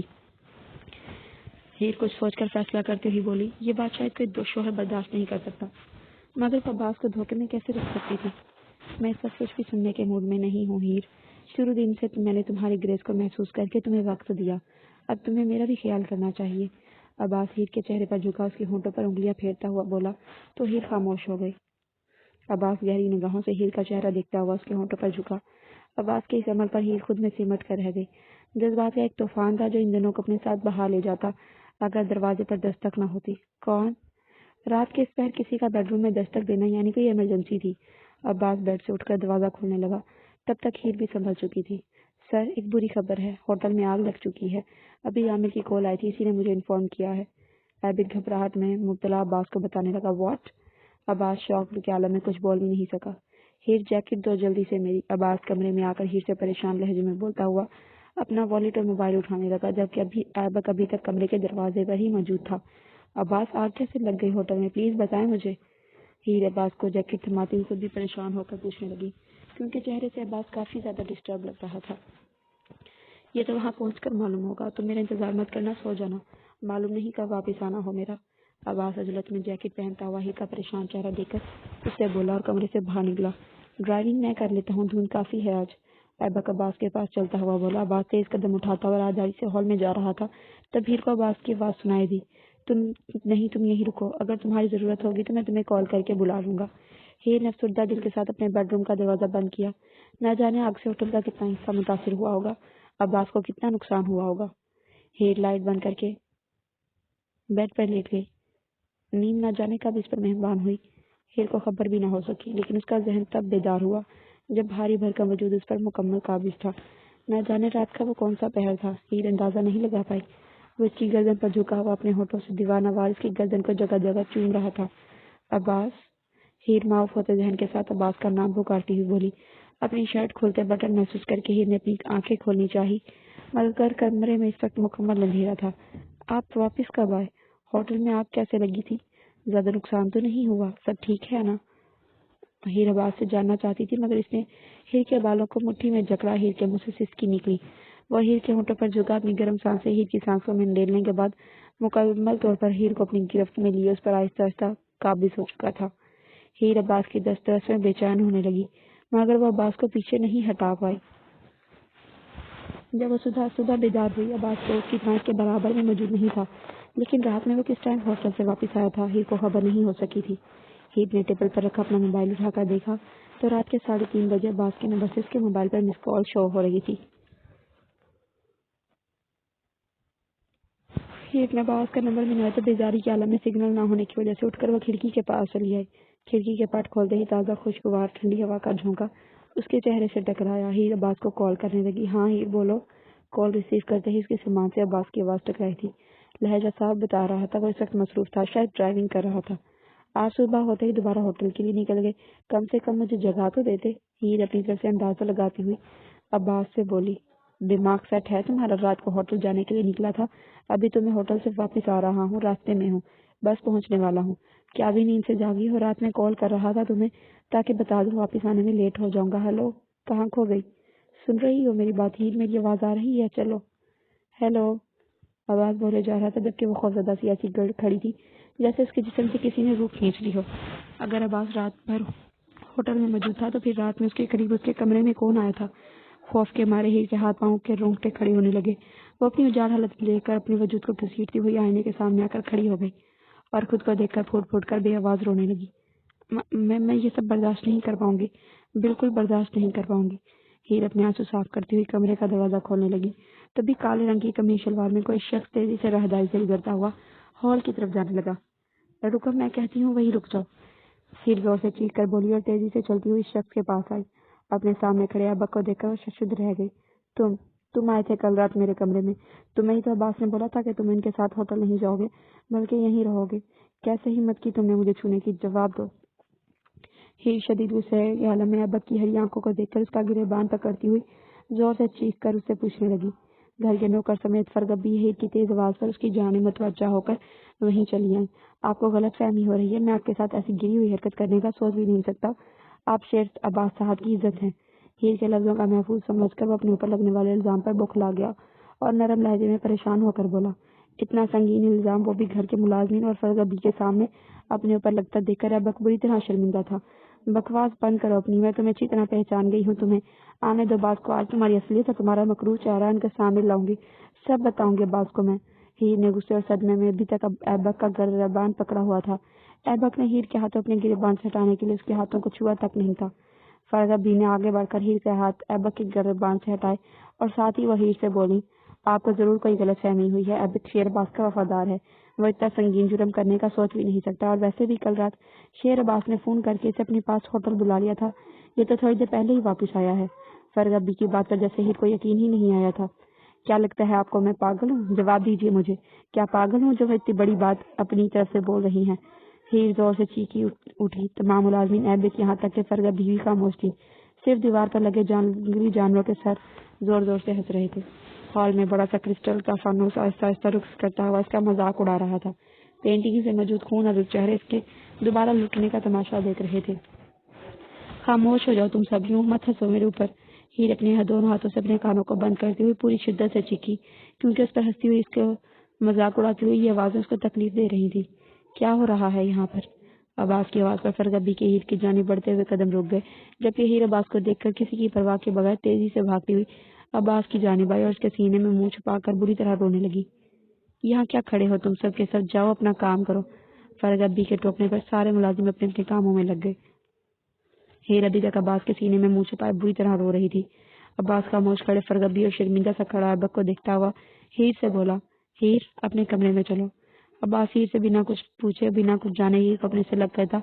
नरमी से बोला, अब्बास देखे न इसकी आंखों का रंग भी हरा है, वो भी उस रात ऐसे ही काले लिबास में कमरे में आया था। ये कोई वहम नहीं है मेरा, ना ही मैंने कोई ख्वाब देखा है, मैं सच बोल रही हूँ, मेरा यकीन करे आप। हीर रोती हुई अब्बास को देखकर उसे बताने लगी, ओके तुम सच बोल रही हो, अभी अपने कमरे में चलो, यहाँ सारे नौकर मौजूद हैं, हम कमरे में चलकर बात करते हैं। अब्बास दोबारा नरमी से बोलता हुआ हीर के शाने पर अपना हाथ दराज किए उसे अपने साथ लगाए अपने कमरे में ले जाने लगा। तुम्हारी छोटी बेटी नजर नहीं आ रही क्या? वो नहीं आई अपनी बहन की शादी में? पड़ोस में रहने वाली खातून शहनाज से पूछने लगी, जो बैंक्वेट हॉल में रहने वाले मेहमान से मिल रही थी। लैंडस्लाइडिंग की वजह से रास्ते बंद हो गए, इसलिए हीर नहीं आ सकी। शहनाज उन खातून को बताती हुई सदीकी के पास चली आई। ये सच भी था, पहले तो अब्बास ने खुद से हीर को भेजने से मना कर दिया था, मगर फिर हीर के जिद करने पर उसकी तबीयत खराबी की वजह से अब्बास ने अपना इरादा बदला। मगर हफ्ते भर से गजर में बारिशों का सिलसिला जारी रहने के बाद बर्फबारी की वजह से शहर तक जाने वाले रास्ते बंद करने पड़े। क्या हुआ, आप कुछ परेशान लग रहे हैं? हाशिम की पहली बीवी, क्या वो भी आई है यहाँ पर? सदीकी फिक्रमंद लहजे में लोगों की गहमा गहमी देखते हुए शहनाज से पूछने लगा, क्या आपको अयूब खान और गुलनार साहबा इतने बेवकूफ लगते हैं कि अपनी बेइज्जती का सामान यहाँ खुद लेकर आएंगे? अभी जुबैदा बता रही थी, हमारे उस दिन जाने के बाद खूब हंगामा किया था उस चलती फिरती कैंची ने। ऐसा तमाशा लगाया कि अयूब खान की तबीयत बिगड़ गई, यहाँ तक इन्हें अस्पताल ले जाना पड़ा इमरजेंसी में। हाशिम ने इसे छोड़ने की धमकी दी, तब जाकर वो संभली और यहाँ नजर नहीं आ रही है। शहनाज लोगों के ख्याल से राजदाना अंदाज में सारी वारदात सदीकी को बताने लगी। इतनी बातें जुबैदा को कहाँ से मालूम हो गई? अरे हाशिम के घर जो नौकरानी काम करती है शमा, उसी की जुबानी जुबैदा को सब मालूम हुआ है। अल्लाह माफ करे, ऐसी तेज तरार लड़की मैंने कभी नहीं देखी। कैसे मुंह भर भर कर हमारी बेइज्जती कर रही थी, फिर बस नहीं चला तो सास और दादा ससुर को कोसने लगी। शहनाज अपने कानों को हाथ लगाती हुई बोली, मुझे तो इस लड़की के मजाज देखकर अपनी आरज़ू की फिक्र हो रही है। सदीकी शहनाज से फिक्रमंद लहजे में बोला, क्योंकि हाशिम की पहली बीवी हकीकतन कोई पहुंची हुई शायर थी, जिसकी जुबान के जोहर वो थोड़े दिन पहले खुद देख चुका था। बिलावजह की टेंशन मत ले सदीकी साहब, अपनी दिली खुशी और हाशिम की मातगी पर ही गुलनार साहब हमारी आरज़ू को अपने घर की बहू बनाकर ले जा रहे हैं। ख्याल तो अब हाशिम को और उसके घर वालों को हमारी आरज़ू का रखना पड़ेगा। खैर से हमें ऊपर वाले का शुक्र अदा करना चाहिए, आज हम अपनी दूसरी बेटी के फर्ज से भी सबको दोष हो गए। शहनाज सदीकी को मुतमईन करती दूर खड़ी जुबैदा के पास जाने लगी, जो उसे इशारे से बुला रही थी। क्या कर रही हो आरज़ू, इस तरह रो क्यों रही हो? खामोश हो जाओ, शाबाश पानी पियो। थोड़ी देर पहले निकाह का अमल इंजाम में आया था, جس کے بعد روتے روتے آرزو کی سسکیاں بننے لگی۔ امامہ نے جلدی سے کمرے سے لڑکیوں کو باہر نکال دیا، خود وہ پانی کا گلاس تھامے آرزو کو پانی پلاتی ہوئی بولی، آپ ہی مجھے بہت ڈر لگ رہا ہے، میرا دل نہیں چاہ رہا کہ میں رخصت ہو کر اپنے گھر سے کسی دوسرے کے گھر چلی جاؤں۔ آرزو دلہن کے لباس میں روتی ہوئی امامہ سے بولی تو ماما اس کی بات پر تعجب کرتی ہوئی بولی، پاگل ہو گئی ہو آرزو، شادی تو ہر لڑکی کی ہوتی ہے، ایسے بھلا کون لڑکی بولتی ہے؟ امامہ آرزو کو دیکھ کر سمجھانے لگی، ہر لڑکی اپنی شادی پر خوش ہوتی ہے، میری طرح کی قسمت نہیں ہر لڑکی کی۔ آرزو امامہ کو دیکھ کر شکوہ کرتی بولی تو امامہ اس کی بات پر اداسی سے مسکرا دی، کبھی کسی کی لڑکی میں شادی کا سکھ ہی نہیں لکھا ہوتا، بے وقوف لڑکی، ایسی ناشکری کی باتیں اپنے نصیب کو برا بلا نہیں کہتے، عقل مندی کا تقاضا یہی ہے کہ پچھلی ساری باتیں بھول کر تم دل سے ہاشم بھائی کو اپنا شوہر قبول کرو، انہیں خوش رکھو اور خود بھی خوش رہنے کی کوشش کرو۔ امامہ آرزو کو سمجھاتی ہوئی بولی، مجھے ان سے بہت ڈر لگ رہا ہے آپی، وہ مجھ پر غصہ کریں گے، میں جانتی ہوں، شاید وہ مجھے اچھی لڑکی بھی نہ سمجھے۔ آرزو گھبراہٹ میں اپنے خدشے کا اظہار کرتی ماما سے بولی، کیا الٹی سیدھی باتیں کرتی جا رہی ہو، ایسے ہی غصہ کریں گے، جس انسان کو اتنی پیاری لڑکی بیوی کی صورت مل رہی ہو وہ ایسے ہی غصہ کرے گا، ایسی باتیں مت سوچو، اچھا سوچو۔ اب ماما دوبارہ آرزو کو سمجھاتی ہوئی بولی، ہیر نے کال بھی نہیں کی نا، کیا ہو جاتا اگر وہ آج کے دن ناراضگی ختم کر کے مجھ سے بات کر لیتی، نہ جانے کون کون سی باتیں سوچ کر آرزو اپنا دل چھوٹا کیے جا رہی تھی۔ ارے یار، ہیر کی طبیعت ٹھیک نہیں ہے، اس بیچاری کو کال ملائی تھی میں نے جب شام میں تم پارلر میں تھی، عباس بھائی بول رہے تھے وہ نیند کی گولی لے کر سوئی ہے، اب تمہارا صبح گھر آنا ہوگا تو میں بات کروا دوں گی، چلو اب اٹھو، باہر سب ویٹ کر رہے ہیں۔ امام آرزو سے بولتی ہوئی اسے اٹھنے میں مدد دینے لگی تاکہ روم سے باہر اسٹیج پر لے جائے، جہاں ہاشم اور اس کے گھر والوں کے ساتھ باقی گیسٹ بھی دلہن کا ویٹ کر رہے تھے۔ مانور سے شادی کی تھی تب اس کو ذرا بھی احساس نہیں ہوا تھا کہ اس کی قسمت میں 2 شادیاں لکھی تھی، کیونکہ اسے مانور سے محبت تھی۔ وہ محبت میں مانور کی غلطیاں اور خطاؤں کو نظر انداز کرتا چلا گیا، مگر مانور نے ہمیشہ اس کی محبت اور نرم مزاجی کا فائدہ اٹھایا، وہ کسی صورت کسی بھی بات پر کمپرومائز کرنے کو تیار نہیں تھی۔ مانور کا بدصورت رویہ دیکھ کر اور ہر دوسرے دن لڑائی جھگڑے دیکھنے کے بعد ہاشم بری طرح اکتا چکا تھا۔ مانور کے ساتھ گزری 6 سالہ شادی شدہ زندگی میں مشکل سے 2 یا 3 ماہ کا عرصہ ان دونوں کے بیچ خوشگوار وقت گزرا تھا، یا پھر محبت کی مدت اتنے ہی عرصہ ہوتی ہے۔ ہاشم کی نظریں اسٹیج پر اترتی اس پری چہرہ پر پڑی جسے گھنٹہ بھر پہلے اس کا نکاح ہوا تھا۔ اس دن اگر مانور کے بدتمیزی کرنے پر داجی کی طبیعت خراب نہ ہوتی تو وہ اس لڑکی کو کبھی اپنی زندگی میں شامل نہیں کرتا۔ داجی کی بگڑی ہوئی حالت دیکھ کر وہ احتجاجاً ایوب خان یا گلنار سے کچھ نہیں بولا تھا، کیونکہ وہ دونوں اس رشتے پر راضی اور خوش تھے۔ ان دونوں کے لیے اس نے یہ کڑوا گھون پیا تھا۔ ہاشم بیٹا، یہ کنگن ابا جی کی طرف سے آرزو کی منہ دکھائی ہے، انہیں آرزو کے ہاتھوں میں ڈال دو۔ گلنار کی خوشی سے چہکتی ہوئی آواز پر ہاشم نے فرما برداری دکھاتے ہوئے گلنار سے جڑاؤ کنگن لیے، ہاتھ دو اپنا۔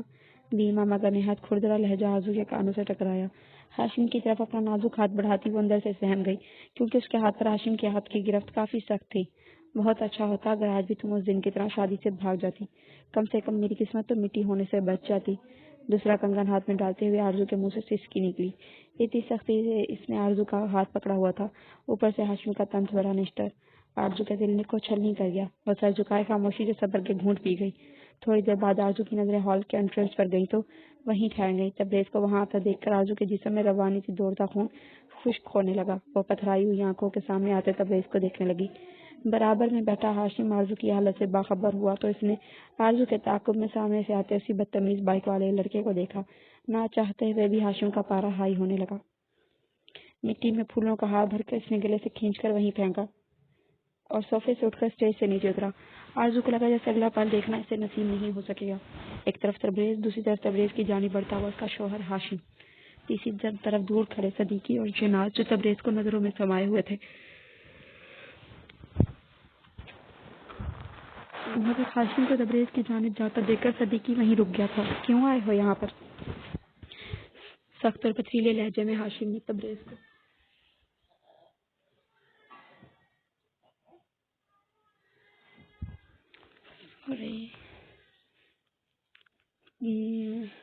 سخت اور پتھریلے لہجے میں ہاشم نے تبریز سے سوال پوچھا۔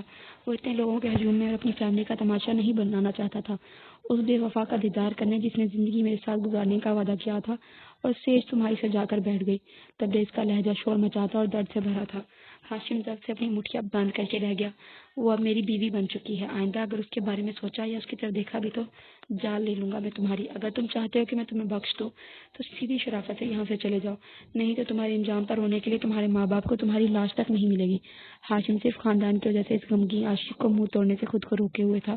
ورنہ اس کا یہی حلیہ بگاڑ دیتا۔ یہ مت سمجھنا کہ میں تم سے یا تمہاری دھمکی سے ڈر کر یہاں سے جا رہا ہوں۔ میں اسے اور صرف تمہیں یہ بتانے آیا ہوں کہ مجھے بھولا نہیں۔ یہ بات اپنی بیوی کو بھی بتا دینا، اسے میں اتنی آسانی سے چھوڑوں گا نہیں اور نہ ہی چھوڑنے دوں گا۔ تبریز ہاشم کو بولتا ہوا رکا نہیں، خود ہی وہاں سے چلا گیا، جبکہ ہاشم دانت پیس کر زیر لب تبریز کو گالی دیتا ہوا واپس اسٹیج پر جانے لگا۔ کون تھا وہ بیٹا، کیا آپ جانتے ہیں اسے؟ صدیقی کی آواز پر ہاشم خار بھری نظروں سے اس کو دیکھنے لگا۔ اس وقت صدیقی کے لہجے میں گھبراہٹ اور تحفظ صاف آیا تھا۔ مجھ سے زیادہ اچھی طرح سے آپ جانتے ہیں۔ ہاشم غصے میں بحال ہو کر بغیر گھی رپٹی رکھے رکھے لہجے میں صدیقی کو جتاتا ہوا بولا تو صدیقی اپنا سا منہ لے کر رہ گیا۔ خار بھری جتاتی ہوئی نظر ہاشم اپنے سسرا پر ڈال کر 10 قدم کے فاصلے پر اسٹیج پر بیٹھی آرزو کو قہر برساتی نظروں سے دیکھنے لگا۔ آرزو اس کے دیکھنے پر زمین میں گڑ گئی۔ کیا ہوا ہاشم، سب خیریت ہے؟ گلنار دور سے ہی اپنے بیٹے کا بگڑا ہوا موڈ دیکھ چکی تھی، مگر بادشاہ سے اس کو اندازہ نہیں ہوا، اس لیے ہاشم کے پاس آتی اس سے پوچھنے لگی، اور کب تک چلے گا یہ ڈرامہ؟ بیزارا گیا ہوں میں، ماجی گھر چلے اب۔ ہاشم گلنار سے بولا ہوا اسٹیج پر جانے کے بجائے بینکویٹ سے باہر نکل گیا۔ تو میں ایپیسوڈ 8 بعد میں ریڈ کروں گی اگلی ویڈیو میں، کیونکہ ویڈیو کافی لانگ ہو جاتی ہے پھر اپلوڈ ہونے میں، اور مطلب اپلوڈ ہونے میں بہت مسئلہ ہوتا ہے۔ تو امید کرتے ہیں آپ کو یہ ایپیسوڈس اچھی لگی ہوں گی۔ میں نے آج 2 کے بجائے 3 ایپیسوڈس ریڈ کی تھی۔ اگر ویڈیو اچھی لگے، ناول اچھا لگے تو سبسکرائب کریں، اور ویڈیو کا اینڈ تک دیکھنے کا شکریہ۔